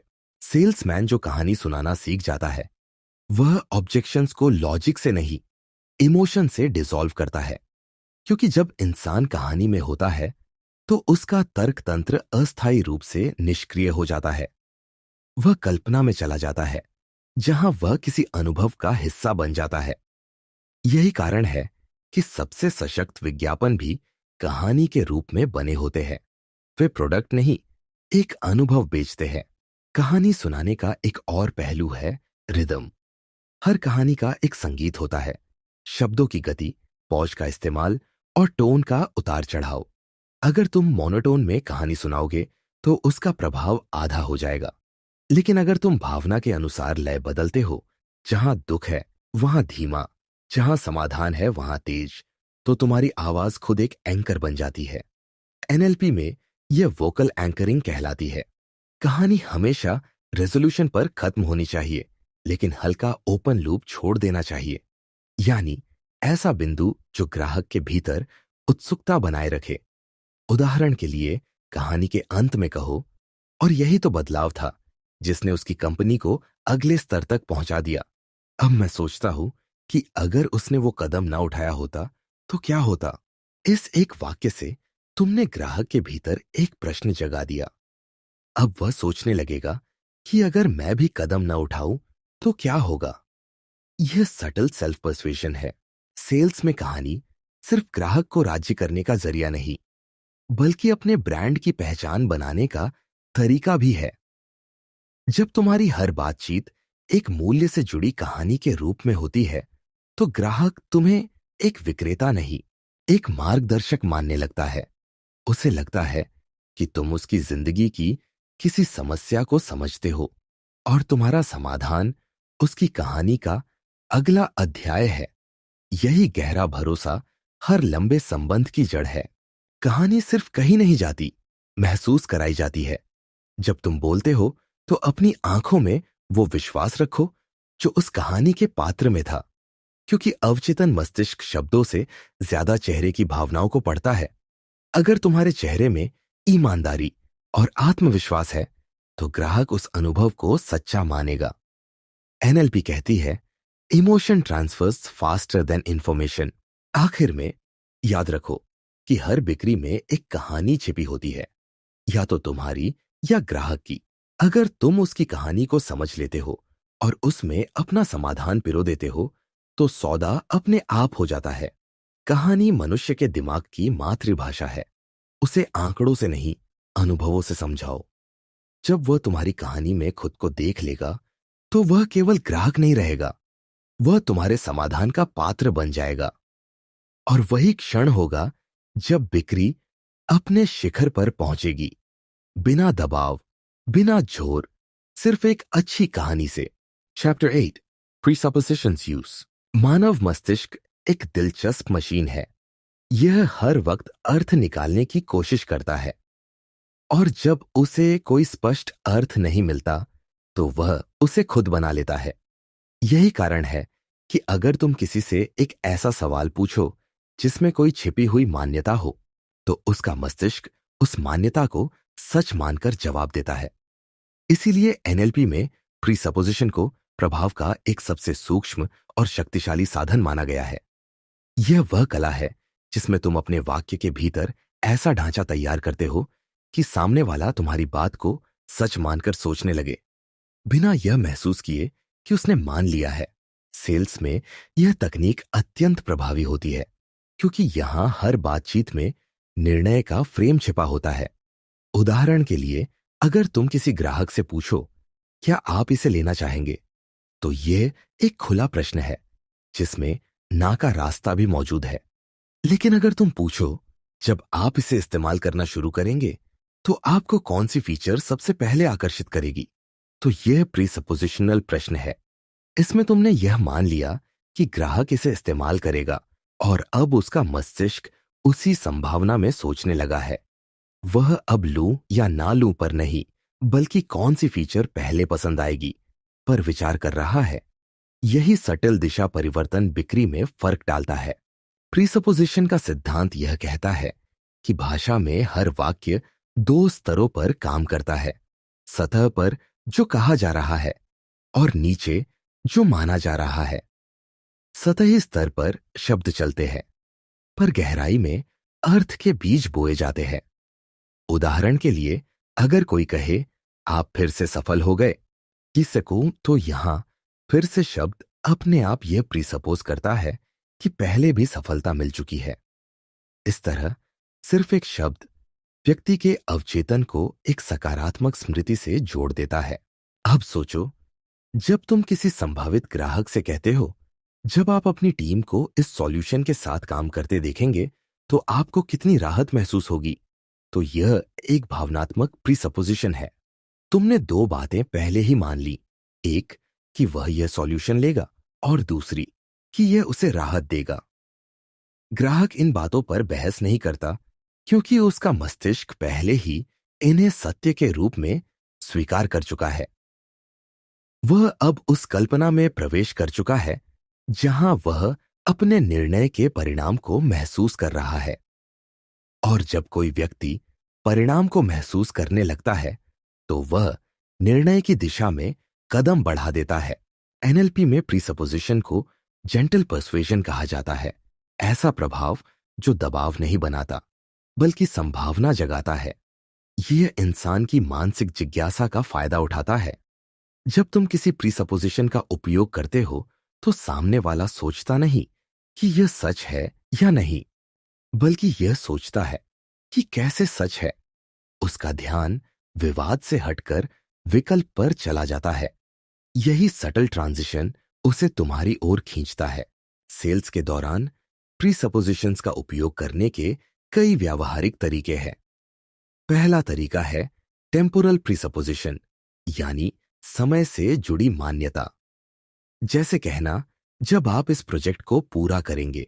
इसमें यह मान लिया गया कि वह प्रोजेक्ट शुरू करेगा। दूसरा तरीका है कॉज इफेक्ट प्रीसपोजिशन, जैसे जैसे जैसे आप इस सिस्टम को समझते जाएंगे, वैसे वैसे आपको इसके फायदे दिखने लगेंगे। यहां तुमने कारण और परिणाम दोनों जोड़ दिए। तीसरा तरीका है अवेयरनेस प्रीसपोजिशन, जैसे क्या आपने महसूस किया कि इस प्रोडक्ट की सिंप्लिसिटी इसे बाकी से अलग बनाती है। इसमें यह मान लिया गया कि उसने महसूस किया है, बस ध्यान दिलाना है। प्रीसपोजिशन को सबसे प्रभावशाली तब माना जाता है जब वह बहुत स्वाभाविक लगे। अगर ग्राहक को लगे कि तुम उसे किसी दिशा में धकेल रहे हो, तो उसका अवचेतन तुरंत रक्षात्मक हो जाएगा। इसलिए यह तकनीक फिनेस और टाइमिंग मांगती है। यह कोई स्क्रिप्ट नहीं, बल्कि बातचीत की प्रवाह में डाला गया सूक्ष्म बीज है। तुम जितना इसे नेचुरल बनाओगे, उतना असर बढ़ेगा। एक और दिलचस्प तरीका है डबल बाइंड प्रीसपोजिशन। इसमें तुम ग्राहक को दो विकल्प देते हो, पर दोनों विकल्प तुम्हारे लक्ष्य की ओर ले जाते हैं। जैसे पूछना, आपको यह बेसिक वर्जन चाहिए या एडवांस वाला। इसमें ग्राहक लेना या न लेना नहीं सोच रहा, बल्कि कौन सा लेना सोच रहा है। यह तकनीक ग्राहक को निर्णय की स्थिति में रखती है, पर नियंत्रण तुम्हारे पास रहता है। उसका दिमाग यह महसूस करता है कि वह स्वतंत्र है, जबकि वास्तव में दिशा तुम्हारे वाक्य ने तय की होती है। प्रीसपोजिशन का गहरा प्रभाव इसलिए भी होता है क्योंकि यह दिमाग के फिल्टर बाईपास को एक्टिवेट करता है। हर इंसान के पास एक मानसिक फिल्टर होता है जो बाहरी जानकारी को जांचता है। लेकिन जब तुम किसी बात को मानकर बोलते हो तो वह फिल्टर उसे जांचता नहीं, क्योंकि उसे यह लगता है कि यह पहले से सत्य है। यह वही प्रक्रिया है जो बचपन में काम करती थी, जब किसी वयस्क ने कहा, जब तुम बड़े हो जाओगे तो समझोगे। उस समय हमारा मस्तिष्क इसे सत्य मान लेता था, क्योंकि वाक्य में जब ने यह प्रीसपोज किया कि मैं बड़ा हो जाऊंगा। सेल्स में यह समझना जरूरी है कि प्रीसपोजिशन कभी झूठ का सहारा नहीं लेती। यह सिर्फ ध्यान की दिशा बदलती है। यह व्यक्ति को मजबूर नहीं करती, बल्कि उसकी ऊर्जा को नए प्रश्न की ओर मोड़ देती है। यह सोचने की प्रक्रिया को गाइड करती है, न कि नियंत्रित। इसलिए इसका प्रयोग हमेशा जिम्मेदारी और ईमानदारी के साथ होना चाहिए। अगर कोई ग्राहक हिचकिचा रहा है तो प्रीसपोजिशन के जरिए उसकी आंतरिक स्थिति को जेंटली शिफ्ट किया जा सकता है। उदाहरण के लिए, मुझे नहीं लगता कि यह सही समय है के जवाब में तुम कहो, सही समय तो कभी आता नहीं, बस कुछ लोग वही समय सही बना देते हैं।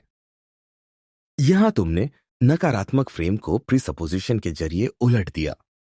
अब वह सोचेगा, क्या मैं वही व्यक्ति हूं जो समय को सही बना सकता है? यह आत्मसंदेह से आत्म प्रेरणा में सटल परिवर्तन है। प्रीसपोजिशन सिर्फ ग्राहकों पर नहीं, तुम्हारे खुद के विचारों पर भी काम करती है। जब तुम खुद से कहते हो, जब मैं अगले महीने अपना टारगेट पूरा करूंगा, तो तुम अपने मस्तिष्क को दिशा दे रहे हो। यह मान्यता तुम्हारे भीतर क्रिया उत्पन्न करती है। यही कारण है कि एनएलपी में सेल्फ टॉक को भी प्रीसपोजिशनल पैटर्न से डिजाइन करने की सलाह दी जाती है। अंततः प्रीसपोजिशन का सार यह है कि हर वाक्य किसी दिशा में सोच को आगे बढ़ाता है, या तो अनजाने में या जानबूझकर। एक औसत सेल्समैन वही बोलता है जो सामने आता है, लेकिन एक एनएलपी प्रशिक्षित सेल्समैन वही बोलता है जो दिशा बदलता है। जब तुम यह सीख लेते हो कि किन शब्दों से दिमाग को जेंटली स्टीयर करना है, तो तुम्हारा हर प्रश्न, हर उत्तर और हर साइलेंस एक सटल डिजाइन बन जाता है। और यही डिजाइन वह जगह है जहां प्रभाव जन्म लेता है, शांत, अदृश्य और गहरा। Chapter 9, objection mapping. सेल्स में सबसे बड़ा भ्रम यह है कि ग्राहक की ना का मतलब अस्वीकृति है। असल में हर ना सिर्फ एक छिपा हुआ क्यों होता है। जब कोई ग्राहक तुम्हें मना करता है तो वह तुम्हारे प्रस्ताव को नहीं, अपने डर, असमंजस या सीमित दृष्टिकोण को व्यक्त कर रहा होता है। एनएलपी के अनुसार हर आपत्ति के पीछे एक भावनात्मक संरचना होती है, और अगर तुम उसे समझ सको तो तुम हर ना को सीखने के अवसर में बदल सकते हो। इसी समझ की प्रक्रिया को कहा जाता है ऑब्जेक्शन मैपिंग, यानी ग्राहक के विरोध के पैटर्न को पहचानना, उसका स्रोत समझना और उसे उचित दिशा देना। हर व्यक्ति किसी निर्णय के सामने 3 स्तरों पर प्रतिक्रिया करता है: तर्क, लॉजिक, भावना, इमोशन, और व्यवस्था, लॉजिस्टिक्स। ये तीनों ही ऑब्जेक्शंस के मुख्य प्रकार हैं। तर्क आधारित आपत्तियां, जैसे यह बहुत महंगा है या हमें इसकी जरूरत नहीं है। भावनात्मक आपत्तियां, जैसे मुझे भरोसा नहीं हो रहा या मुझे यह सही नहीं लग रहा। और व्यवस्था आधारित आपत्तियां, जैसे मुझे समय नहीं है या मेरे पास अधिकार नहीं है। अगर तुम इन तीनों में फर्क समझना सीख गए तो तुम कभी भी बातचीत को रुकने नहीं दोगे, क्योंकि हर आपत्ति को संभालने का तरीका अलग होता है। पहला नियम है, आपत्ति को तर्क से नहीं, ध्यान से सुनो। जब कोई ग्राहक कहता है यह बहुत महंगा है, तो सामान्य सेल्समैन तुरंत कहेगा, नहीं सर, यह सस्ता है क्योंकि, और यहीं पर बातचीत खत्म हो जाती है। क्योंकि ग्राहक के लिए यह आपत्ति सिर्फ पैसे की नहीं, मूल्य की है। उसे यह महसूस नहीं हो रहा कि जो वह खर्च करेगा उसके बदले में उसे क्या मिलेगा। एनएलपी सिखाती है कि हर आपत्ति में एक अनकहा संदेश छिपा होता है, मुझे अभी विश्वास नहीं हुआ है। इसलिए पहला कदम है आपत्ति को वैलिडेट करना। वैलिडेशन का मतलब है ग्राहक को यह महसूस कराना कि उसकी बात सुनी गई है। उदाहरण के लिए, मैं समझ सकता हूं सर, जब तक किसी चीज का असली मूल्य महसूस ना हो तब तक कीमत बड़ी लगती है।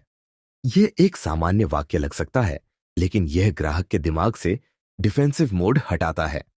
अब वह सुनेगा। यह है पहला चरण, वैलिडेट। दूसरा चरण है डीजी, यानी आपत्ति के नीचे छिपे वास्तविक कारण तक पहुंचना। इसके लिए सीधे जवाब देने के बजाय प्रश्न पूछो, जैसे क्या आपको लगता है कि यह आपके बजट से बाहर है, या आपको वैल्यू स्पष्ट नहीं लग रही। यह प्रश्न उसकी सोच की दिशा खोल देता है।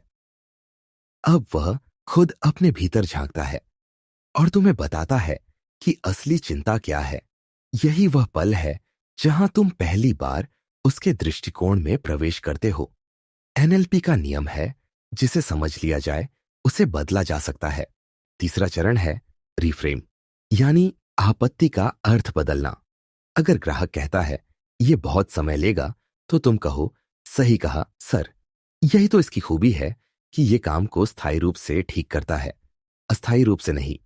यहां तुमने उसकी आपत्ति को लाभ में बदल दिया। यह रिफ्रेमिंग है, एक ही बात को नए दृष्टिकोण से देखना। ग्राहक का मस्तिष्क एक साथ दो विपरीत अर्थ नहीं रख सकता, इसलिए नया फ्रेम पुराना फ्रेम तोड़ देता है। और आखिरी चरण है ऑफर। इसका मतलब है कि जब तुमने समझ लिया कि असली समस्या क्या है और उसका फ्रेम बदल दिया, तब एक समाधान दो जो उसकी दुनिया से मेल खाए।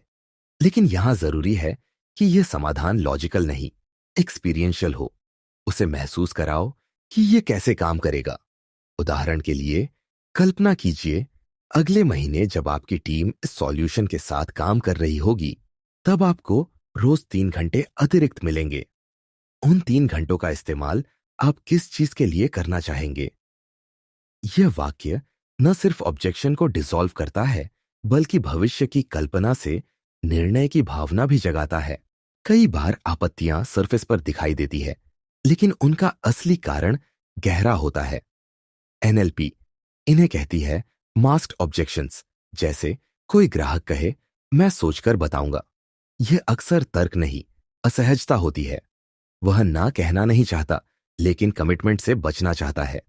ऐसे में सीधे कब तक सोचेंगे मत पूछो।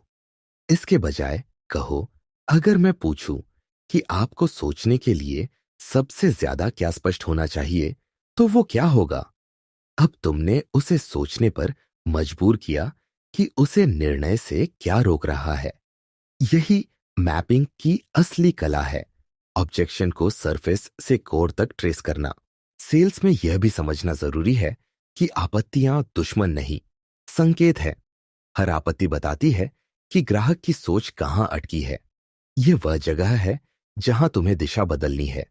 अगर ग्राहक कोई सवाल नहीं पूछ रहा, तो या तो उसे दिलचस्पी नहीं, या वह पहले ही फैसला कर चुका है। लेकिन जब वह आपत्ति देता है, तो इसका मतलब है कि उसके भीतर अब भी संवाद की संभावना है। वह जुड़ा हुआ है, बस अनिश्चित है। अब सवाल है कि एनएलपी इन ऑब्जेक्शंस को कैसे मैप करती है। यह 3 परतों में सोचती है, कंटेंट, स्ट्रक्चर और स्टेट। कंटेंट यानी आपत्ति के शब्द, स्ट्रक्चर यानी उस आपत्ति का तर्क या पैटर्न, और स्टेट यानी वह भावनात्मक अवस्था जिसमें वह व्यक्ति यह कह रहा है। जब तुम इन तीनों को साथ देखकर जवाब देते हो, तो तुम्हारा उत्तर गहराई में असर करता है। उदाहरण के लिए, अगर कोई कहे, मैंने पहले भी ऐसा टूल लिया था और वो काम नहीं किया, तो उसका कंटेंट अतीत की असफलता है, स्ट्रक्चर जनरलाइजेशन है, हर टूल ऐसा होगा, और स्टेट संदेह है। अब अगर तुम बस हमारा टूल अलग है कहोगे, तो कुछ नहीं बदलेगा। लेकिन अगर तुम कहो, सही कहा सर, और यही कारण है कि हमने उस पुराने सिस्टम की सीमाओं को देखकर यह नया बनाया, तो तुमने उसकी जनरलाइजेशन को तोड़ दिया और संदेह को क्यूरियोसिटी में बदला। यही है एनएलपी की पैटर्न करेक्शन। कभी कभी आपत्तियों को संभालने का सबसे अच्छा तरीका है उन्हें खुद पहले सामने लाना। इसे कहा जाता है प्रीएम्प्टिव ऑब्जेक्शन हैंडलिंग। जैसे तुम खुद कहो, कई लोग शुरू में सोचते हैं कि यह थोड़ा महंगा है, लेकिन जब वे देखते हैं कि यह उनके महीने के 4 घंटे बचाता है, तो उन्हें महसूस होता है कि यह महंगाई नहीं, बचत है। अब जब ग्राहक बाद में वही ऑब्जेक्शन देगा तो उसका प्रभाव आधा रह जाएगा, क्योंकि तुम पहले ही उसका फ्रेम बदल चुके हो। सेल्समैन जो ऑब्जेक्शन से डरता है वह दरअसल बातचीत के अवसर से डरता है, क्योंकि हर ऑब्जेक्शन एक नया दृष्टिकोण खोलता है। यह तुम्हें बताता है कि ग्राहक की सोच कहां है और तुम्हें उसे कहां ले जाना है। यह तुम्हें सिखाता है कि तुम्हारा प्रोडक्ट नहीं, तुम्हारी भाषा बेचती है। वह भाषा जो सुनना जानती है, महसूस करना जानती है और फिर जेंटली दिशा बदलना जानती है। अंततः ऑब्जेक्शन मैपिंग एक मानसिक मानचित्र है जिसमें हर ना एक संकेत है। कुछ संकेत बताते हैं कि ग्राहक मूल्य नहीं देख रहा, कुछ बताते हैं कि वह भावनात्मक रूप से तैयार नहीं, और कुछ बस यह बताते हैं कि उसे आश्वासन चाहिए। जब तुम यह मानचित्र पढ़ना सीख लेते हो तो तुम किसी भी बातचीत में रास्ता खोते नहीं, क्योंकि अब तुम जानते हो कि हर विरोध में भी एक दिशा छिपी है, और जो इस दिशा को देख सकता है वह किसी भी बातचीत को बंद नहीं होने देता, वह उसे एक नई मंजिल की ओर मोड़ देता है। Chapter 10, social proof dynamics. इंसान मूल रूप से एक सामाजिक प्राणी है। उसका हर निर्णय, हर प्रतिक्रिया और हर विश्वास अपने आसपास के लोगों से प्रभावित होता है। मनोविज्ञान कहता है कि किसी चीज को सही मानने के लिए हमें हमेशा किसी और के उदाहरण की जरूरत होती है। यह प्रवृत्ति हमारे अवचेतन में गहराई से जमी हुई है। अगर हम देखते हैं कि दूसरे लोग किसी चीज को स्वीकार कर रहे हैं तो हमारा मस्तिष्क यह मान लेता है कि वह सही है। यही सिद्धांत एनएलपी और सेल्स की दुनिया में सोशल प्रूफ डायनेमिक्स कहलाता है। यह समझना कि सामाजिक प्रमाण कैसे काम करता है और इसे नैतिक रूप से कैसे प्रयोग किया जाए किसी भी प्रभावशाली सेल्समैन के लिए बेहद जरूरी है। सोशल प्रूफ का अर्थ सरल है। लोग दूसरों के व्यवहार को देखकर निर्णय लेते हैं। जब कोई व्यक्ति किसी नए प्रोडक्ट, सेवा या विचार के संपर्क में आता है तो उसका मस्तिष्क तुरंत एक सवाल पूछता है, क्या यह सुरक्षित है? क्या इस पर भरोसा किया जा सकता है? और इस सवाल का जवाब उसे तर्क से नहीं, दूसरों के उदाहरणों से मिलता है। अगर वह देखता है कि बहुत से लोग इस प्रोडक्ट का इस्तेमाल कर रहे हैं या उसकी तारीफ कर रहे हैं तो उसका अवचेतन यह मान लेता है कि यह विश्वसनीय है। यह प्रक्रिया इतनी तेजी से होती है कि व्यक्ति को खुद भी एहसास नहीं होता कि उसने अपना निर्णय दूसरों के व्यवहार पर आधारित किया है। सेल्स में यही सबसे बड़ा हथियार बनता है। जब तुम किसी ग्राहक को यह दिखाते हो कि तुम्हारे प्रोडक्ट को पहले से कई लोगों ने अपनाया है और उन्हें सकारात्मक परिणाम मिले हैं, तो तुम सीधे उसके तर्क से नहीं, उसके विश्वास तंत्र से बात कर रहे होते हो। तुम उसे यह नहीं कह रहे कि मुझ पर भरोसा करो, जो बल्कि यह दिखा रहे हो कि दूसरे लोग पहले ही भरोसा कर चुके हैं। इस सटल बदलाव का असर गहरा होता है, क्योंकि मनुष्य अपने निर्णयों में अकेला नहीं रहना चाहता। वह चाहता है कि उसका फैसला सामाजिक रूप से स्वीकार्य हो। अब बात करें कि सोशल प्रूफ को व्यावहारिक रूप से कैसे इस्तेमाल किया जाए। सबसे पहला तरीका है माइक्रो टेस्टिमोनियल्स, यानी छोटे, सटीक और वास्तविक अनुभव बयान। जब तुम किसी ग्राहक को बताते हो कि हमारे एक क्लाइंट ने पिछले महीने इस प्रोडक्ट से अपनी बिक्री 20% बढ़ाई, तो यह सिर्फ आंकड़ा नहीं, एक सामाजिक संकेत होता है। यह बताता है कि जो तुम पेश कर रहे हो वह वास्तविक दुनिया में असर डालता है। लेकिन यहां सबसे महत्वपूर्ण है प्रामाणिकता। अगर ग्राहक को लगे कि उदाहरण नकली है या बनावटी है तो असर उल्टा होगा। सोशल प्रूफ तभी काम करता है जब उसमें सत्यता की झलक हो। दूसरा तरीका है सिमिलर पर्सना प्रूफ। लोग उन लोगों पर सबसे ज्यादा भरोसा करते हैं जो उनके जैसे होते हैं। अगर तुम किसी शिक्षक को बेच रहे हो तो उसे किसी अन्य शिक्षक की कहानी बताओ जिसने तुम्हारा समाधान अपनाया। अगर तुम किसी छोटे व्यवसाय से बात कर रहे हो तो किसी ऐसे व्यवसाय का उदाहरण दो जिसने सफलता पाई। इसका कारण सीधा है, मस्तिष्क समानता में सुरक्षा ढूंढता है। जब उसे लगता है कि मेरे जैसे व्यक्ति ने किया तो मैं भी कर सकता हूं, तो उसके अंदर की झिझक टूट जाती है। तीसरा तरीका है क्वांटिटेटिव प्रूफ, यानी संख्याओं के माध्यम से प्रमाण। जैसे कहना, इस महीने हमारे 1200 से अधिक ग्राहकों ने यह प्रोडक्ट अपनाया। बड़ी संख्या अपने आप एक भावनात्मक प्रभाव पैदा करती है। यह दिखाती है कि बहुत से लोग पहले ही ये इस रास्ते पर चल चुके हैं। यह दिमाग में बहुमत का नियम सक्रिय कर देती है। जो बहुमत कर रहा है वह सही होगा। लेकिन यहां भी सावधानी जरूरी है। संख्या प्रभावशाली होनी चाहिए, पर अविश्वसनीय नहीं, क्योंकि अगर ग्राहक को लगे कि आंकड़ा अतिशयोक्तिपूर्ण है तो भरोसा तुरंत खत्म हो जाता है। सोशल प्रूफ का चौथा और गहरा स्तर है प्रोसेस ओवर प्रॉमिस। अधिकांश सेल्समैन सिर्फ नतीजे दिखाते हैं, इससे इतना फायदा हुआ। लेकिन एनएलपी कहती है कि लोगों को परिणाम से ज्यादा यात्रा में विश्वास चाहिए। अगर तुम ग्राहक को यह दिखाते हो कि दूसरे लोगों ने कैसे उस नतीजे तक पहुंचा, यानी उनका शुरुआती डर, उनका निर्णय लेने का पल और फिर उनका परिणाम, तो वह भावनात्मक रूप से जुड़ जाता है। कहानी में प्रमाण का यह रूप अधिक असर डालता है, क्योंकि यह मस्तिष्क में सुरक्षा की कथा बनाता है। अब एक दिलचस्प बात, सोशल प्रूफ सिर्फ दूसरों के माध्यम से नहीं, खुद तुम्हारे व्यवहार से भी बनता है। इसे ऑथोरिटी प्रूफ कहा जाता है। अगर ग्राहक महसूस करता है कि तुम अपने क्षेत्र में आत्मविश्वासी, संगठित और स्पष्ट सोच वाले व्यक्ति हो, तो उसका दिमाग तुम्हारे भीतर एक मिनी सोशल प्रूफ देखता है। वह सोचता है, अगर यह व्यक्ति इतना आश्वस्त है तो शायद यह चीज सच में काम करती है। यह बिना बोले बनने वाला प्रभाव है। इसलिए एनएलपी सिखाती है कि प्रूफ सिर्फ बोले गए शब्दों में नहीं, बल्कि तुम्हारे हाव भाव, टोन और उपस्थिति में भी होता है। कई बार सोशल प्रूफ को स्केर्सिटी प्रूफ के साथ मिलाया जाता है, यानी दिखाना कि जो चीज ज्यादा लोगों द्वारा पसंद की जा रही है वह सीमित है। उदाहरण के लिए, यह ऑफर इस महीने के पहले 100 ग्राहकों के लिए है। यह वाक्य न सिर्फ बहुमत का संकेत देता है, बल्कि खोने के डर, फियर ऑफ मिसिंग आउट, को भी सक्रिय करता है। लेकिन इस रणनीति का इस्तेमाल हमेशा ईमानदारी से करना चाहिए।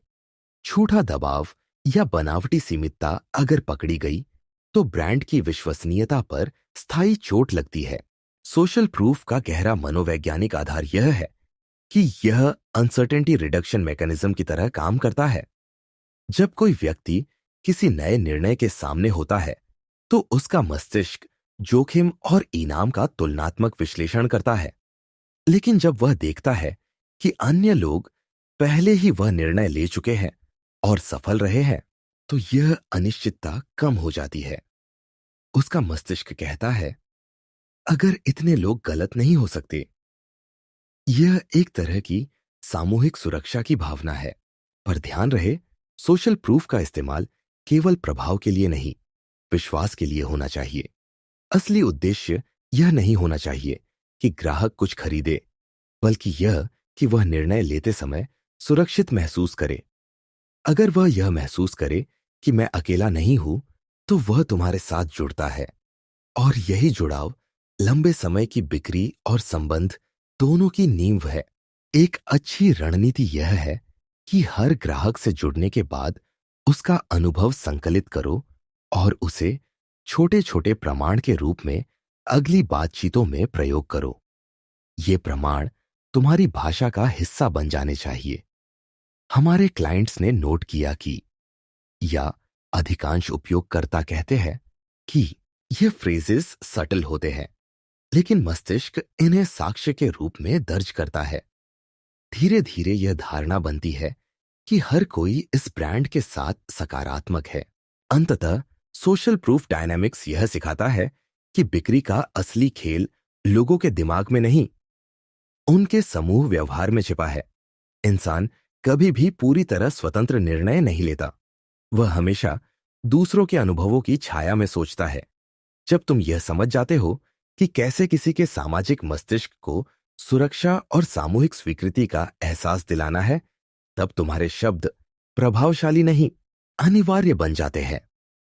लोग तब नहीं खरीदते क्योंकि तुमने उन्हें मनाया है, बल्कि इसलिए कि अब वे महसूस करते हैं, अगर इतने लोग सही हो सकते हैं तो मैं गलत नहीं हो सकता। यही वह बिंदु है जहां विश्वास जन्म लेता है, और विश्वास ही हर सफल बिक्री की असली मुद्रा है। Chapter 11, influence loops. हर प्रभाव एक चक्र की तरह काम करता है।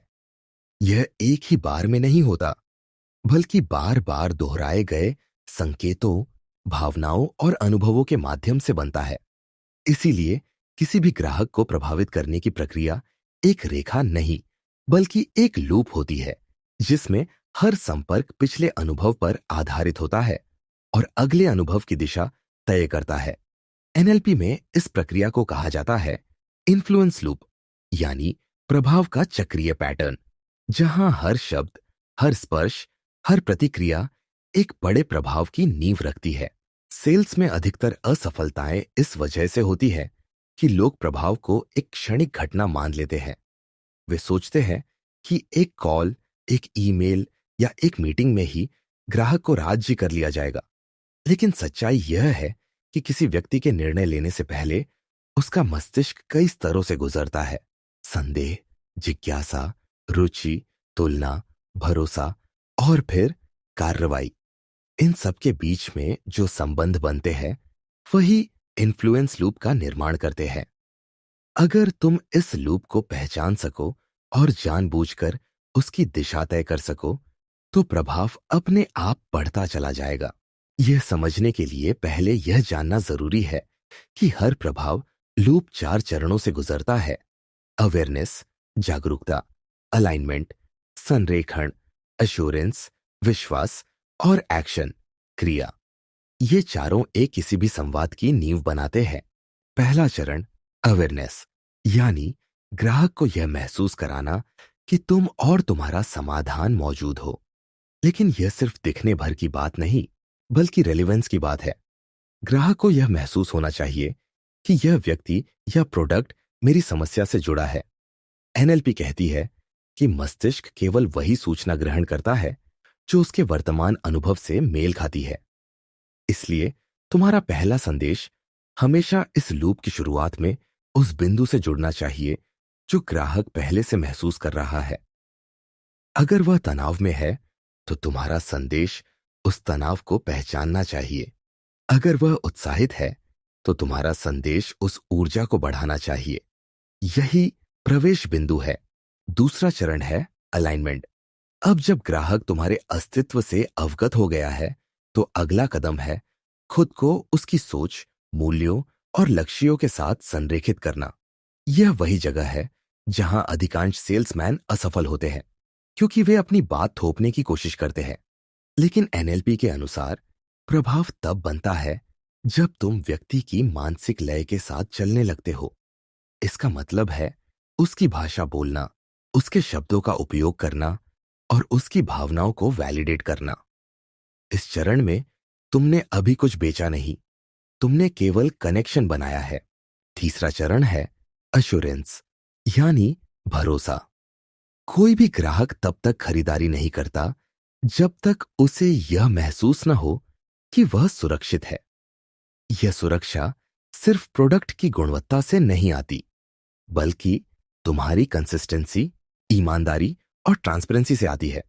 एनएलपी में इसे कहा जाता है स्टेबिलिटी एंकर, यानी वह भावनात्मक बिंदु जो व्यक्ति को यह भरोसा दिलाता है कि उसके साथ धोखा नहीं होगा। यह भरोसा हर छोटे इंटरेक्शन से बनता है, जैसे तुमने वादा किया और पूरा किया, तुमने सुना और याद रखा, तुमने जवाब दिया बिना देरी के। ये सब छोटे संकेत एक बड़े भावनात्मक लूप का हिस्सा बनते हैं। और फिर आता है चौथा चरण, एक्शन।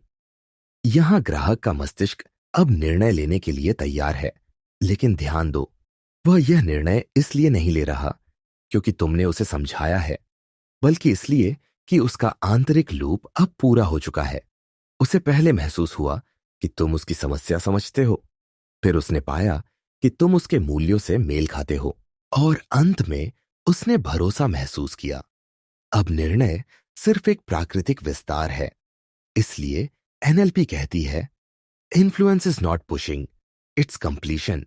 अब अगर तुम यह लूप दोहराते रहो तो ग्राहक एक बार का खरीदार नहीं, एक स्थायी समर्थक बन जाता है। हर बार जब तुम उससे जुड़ते हो, तुम उसके दिमाग में वही पुराना भरोसे का पैटर्न एक्टिवेट करते हो।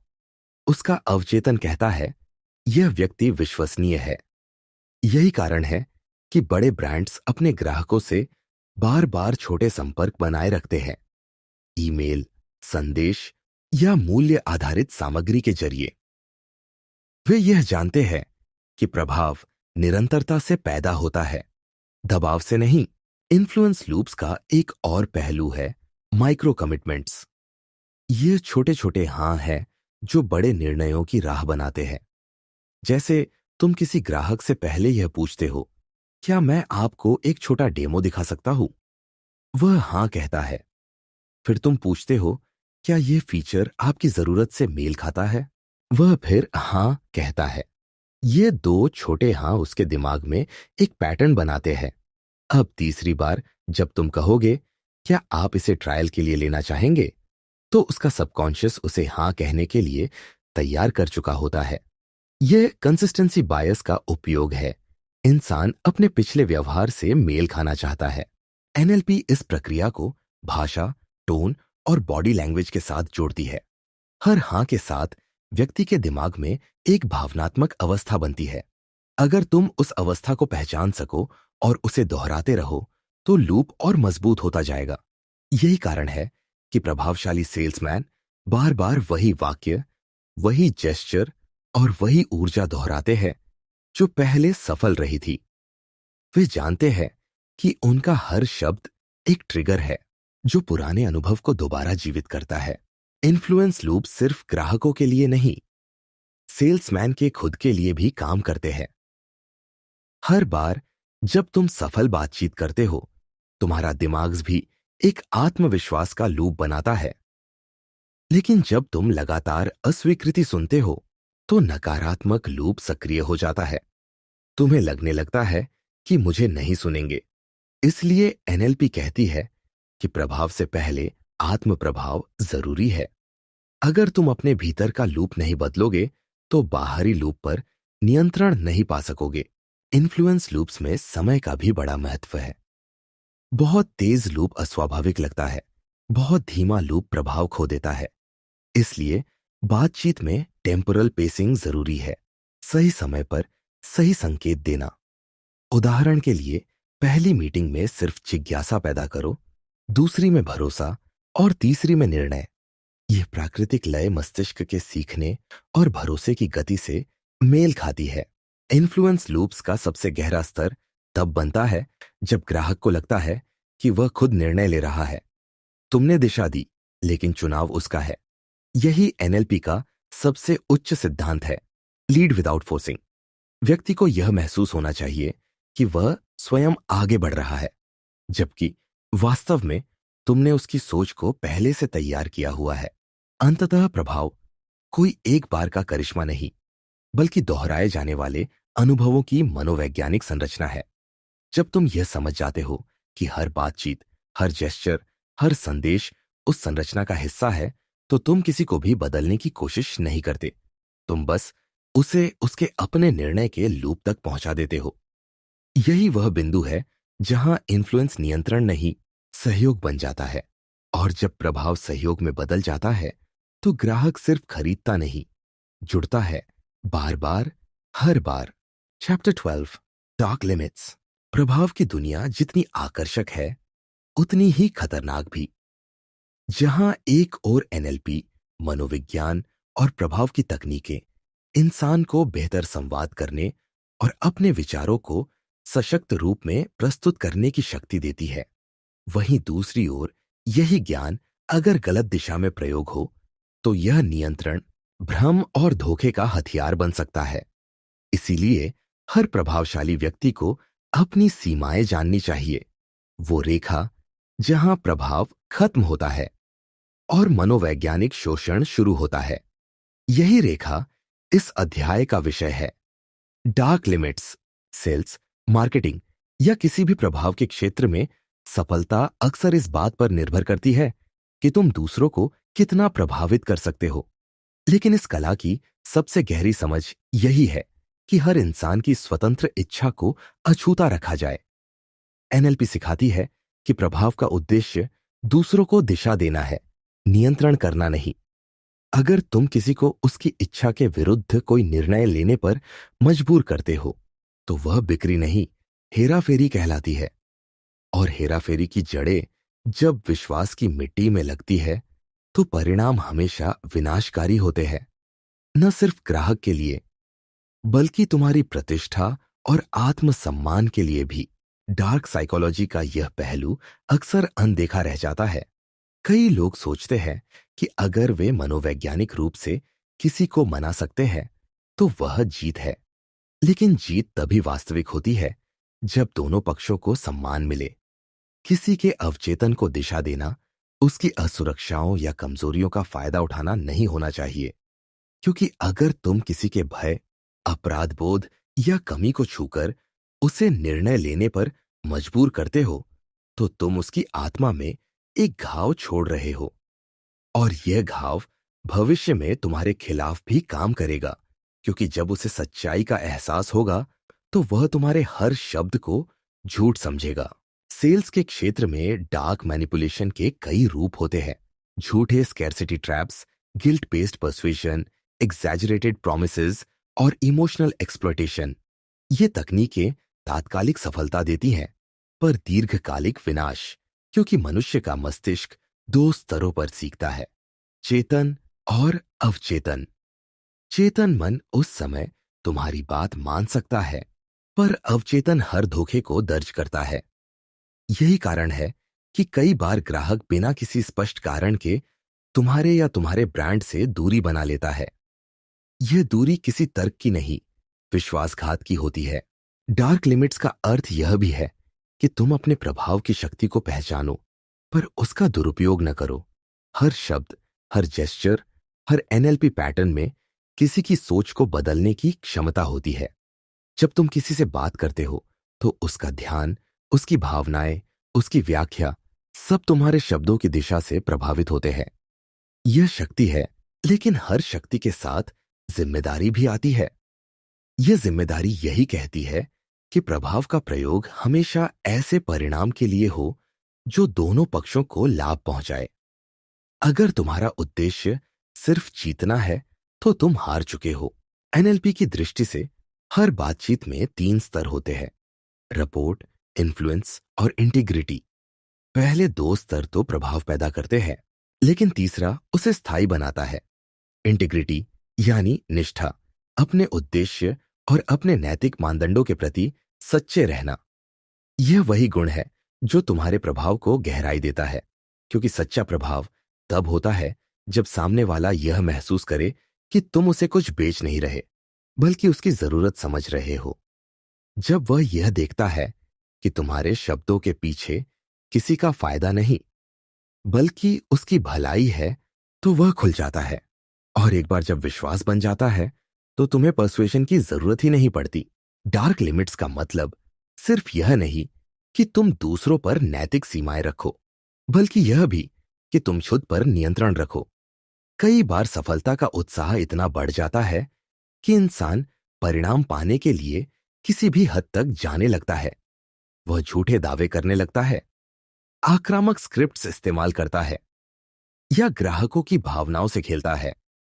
पर वही इंसान कुछ समय बाद अपने भीतर खालीपन महसूस करता है, क्योंकि वह जानता है कि उसकी सफलता वास्तविक नहीं थी, बल्कि एक भ्रम थी। इसलिए एक सच्चे एनएलपी सेल्समैन की पहचान यह नहीं है कि वह कितनी बिक्री करता है, बल्कि यह कि वह कितनी सच्ची बिक्री करता है। एक सच्ची बिक्री वह है जहां ग्राहक खरीदने के बाद भी तुम्हारा आभारी रहता है, जहां उसे लगता है कि तुमने उसकी मदद की, उसे भ्रमित नहीं किया।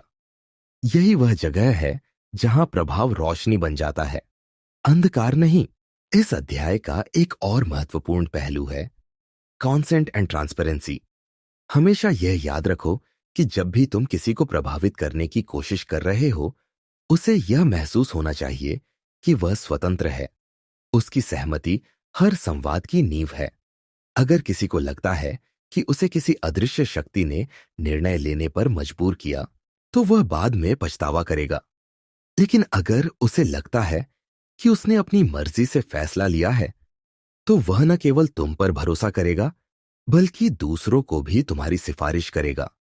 यही नैतिक प्रभाव की असली शक्ति है। सच्चे प्रभावशाली लोग यह जानते हैं कि उनका काम किसी के निर्णय को हेरफेर करना नहीं, बल्कि स्पष्ट करना है।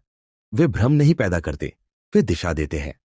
वे भावनाओं को जगाते हैं, पर उनका शोषण नहीं करते। यह अंतर ही उन्हें बाकी लोगों से अलग करता है। डार्क साइकोलॉजी और एथिकल इन्फ्लुएंस के बीच यही पतली रेखा है।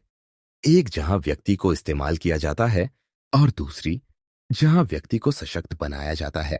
अगर तुम लंबे समय तक सफल रहना चाहते हो, तो हमेशा याद रखो, शॉर्ट टर्म मैनिपुलेशन हमेशा लॉन्ग टर्म डिस्ट्रक्शन लाती है, और शॉर्ट टर्म ऑनेस्टी हमेशा लॉन्ग टर्म अथॉरिटी बनाती है। जो व्यक्ति सीमाओं को पहचान कर प्रभाव डालता है, वही प्रभावशाली नहीं, प्रेरक बनता है। अंत में डार्क लिमिट्स हमें यह सिखाता है कि प्रभाव की असली शक्ति नियंत्रण में नहीं, जागरूकता में है। जब तुम यह समझते हो कि तुम किसी के दिमाग में क्या बो रहे हो, तो तुम अपने शब्दों को जिम्मेदारी से चुनने लगते हो। तुम हर बातचीत में केवल सौदा नहीं, एक स्मृति छोड़ते हो, और वह स्मृति तय करती है कि लोग तुम्हें कैसे याद करेंगे, एक मैनिपुलेटर के रूप में या एक मेंटर के रूप में। अगर तुम्हें यह अध्याय पसंद आया हो, तो इस वीडियो को लाइक करो, चैनल को सब्सक्राइब करो, और नीचे कमेंट में बताओ कि तुम अगले वीडियो किन विषयों पर देखना चाहते हो। तुम्हारा सुझाव हमारे अगले कंटेंट की दिशा तय करेगा, क्योंकि यह चैनल तुम्हारे लिए है, उनके लिए जो दिमाग की गहराई को समझना चाहते हैं और उसे सही दिशा में इस्तेमाल करना चाहते हैं।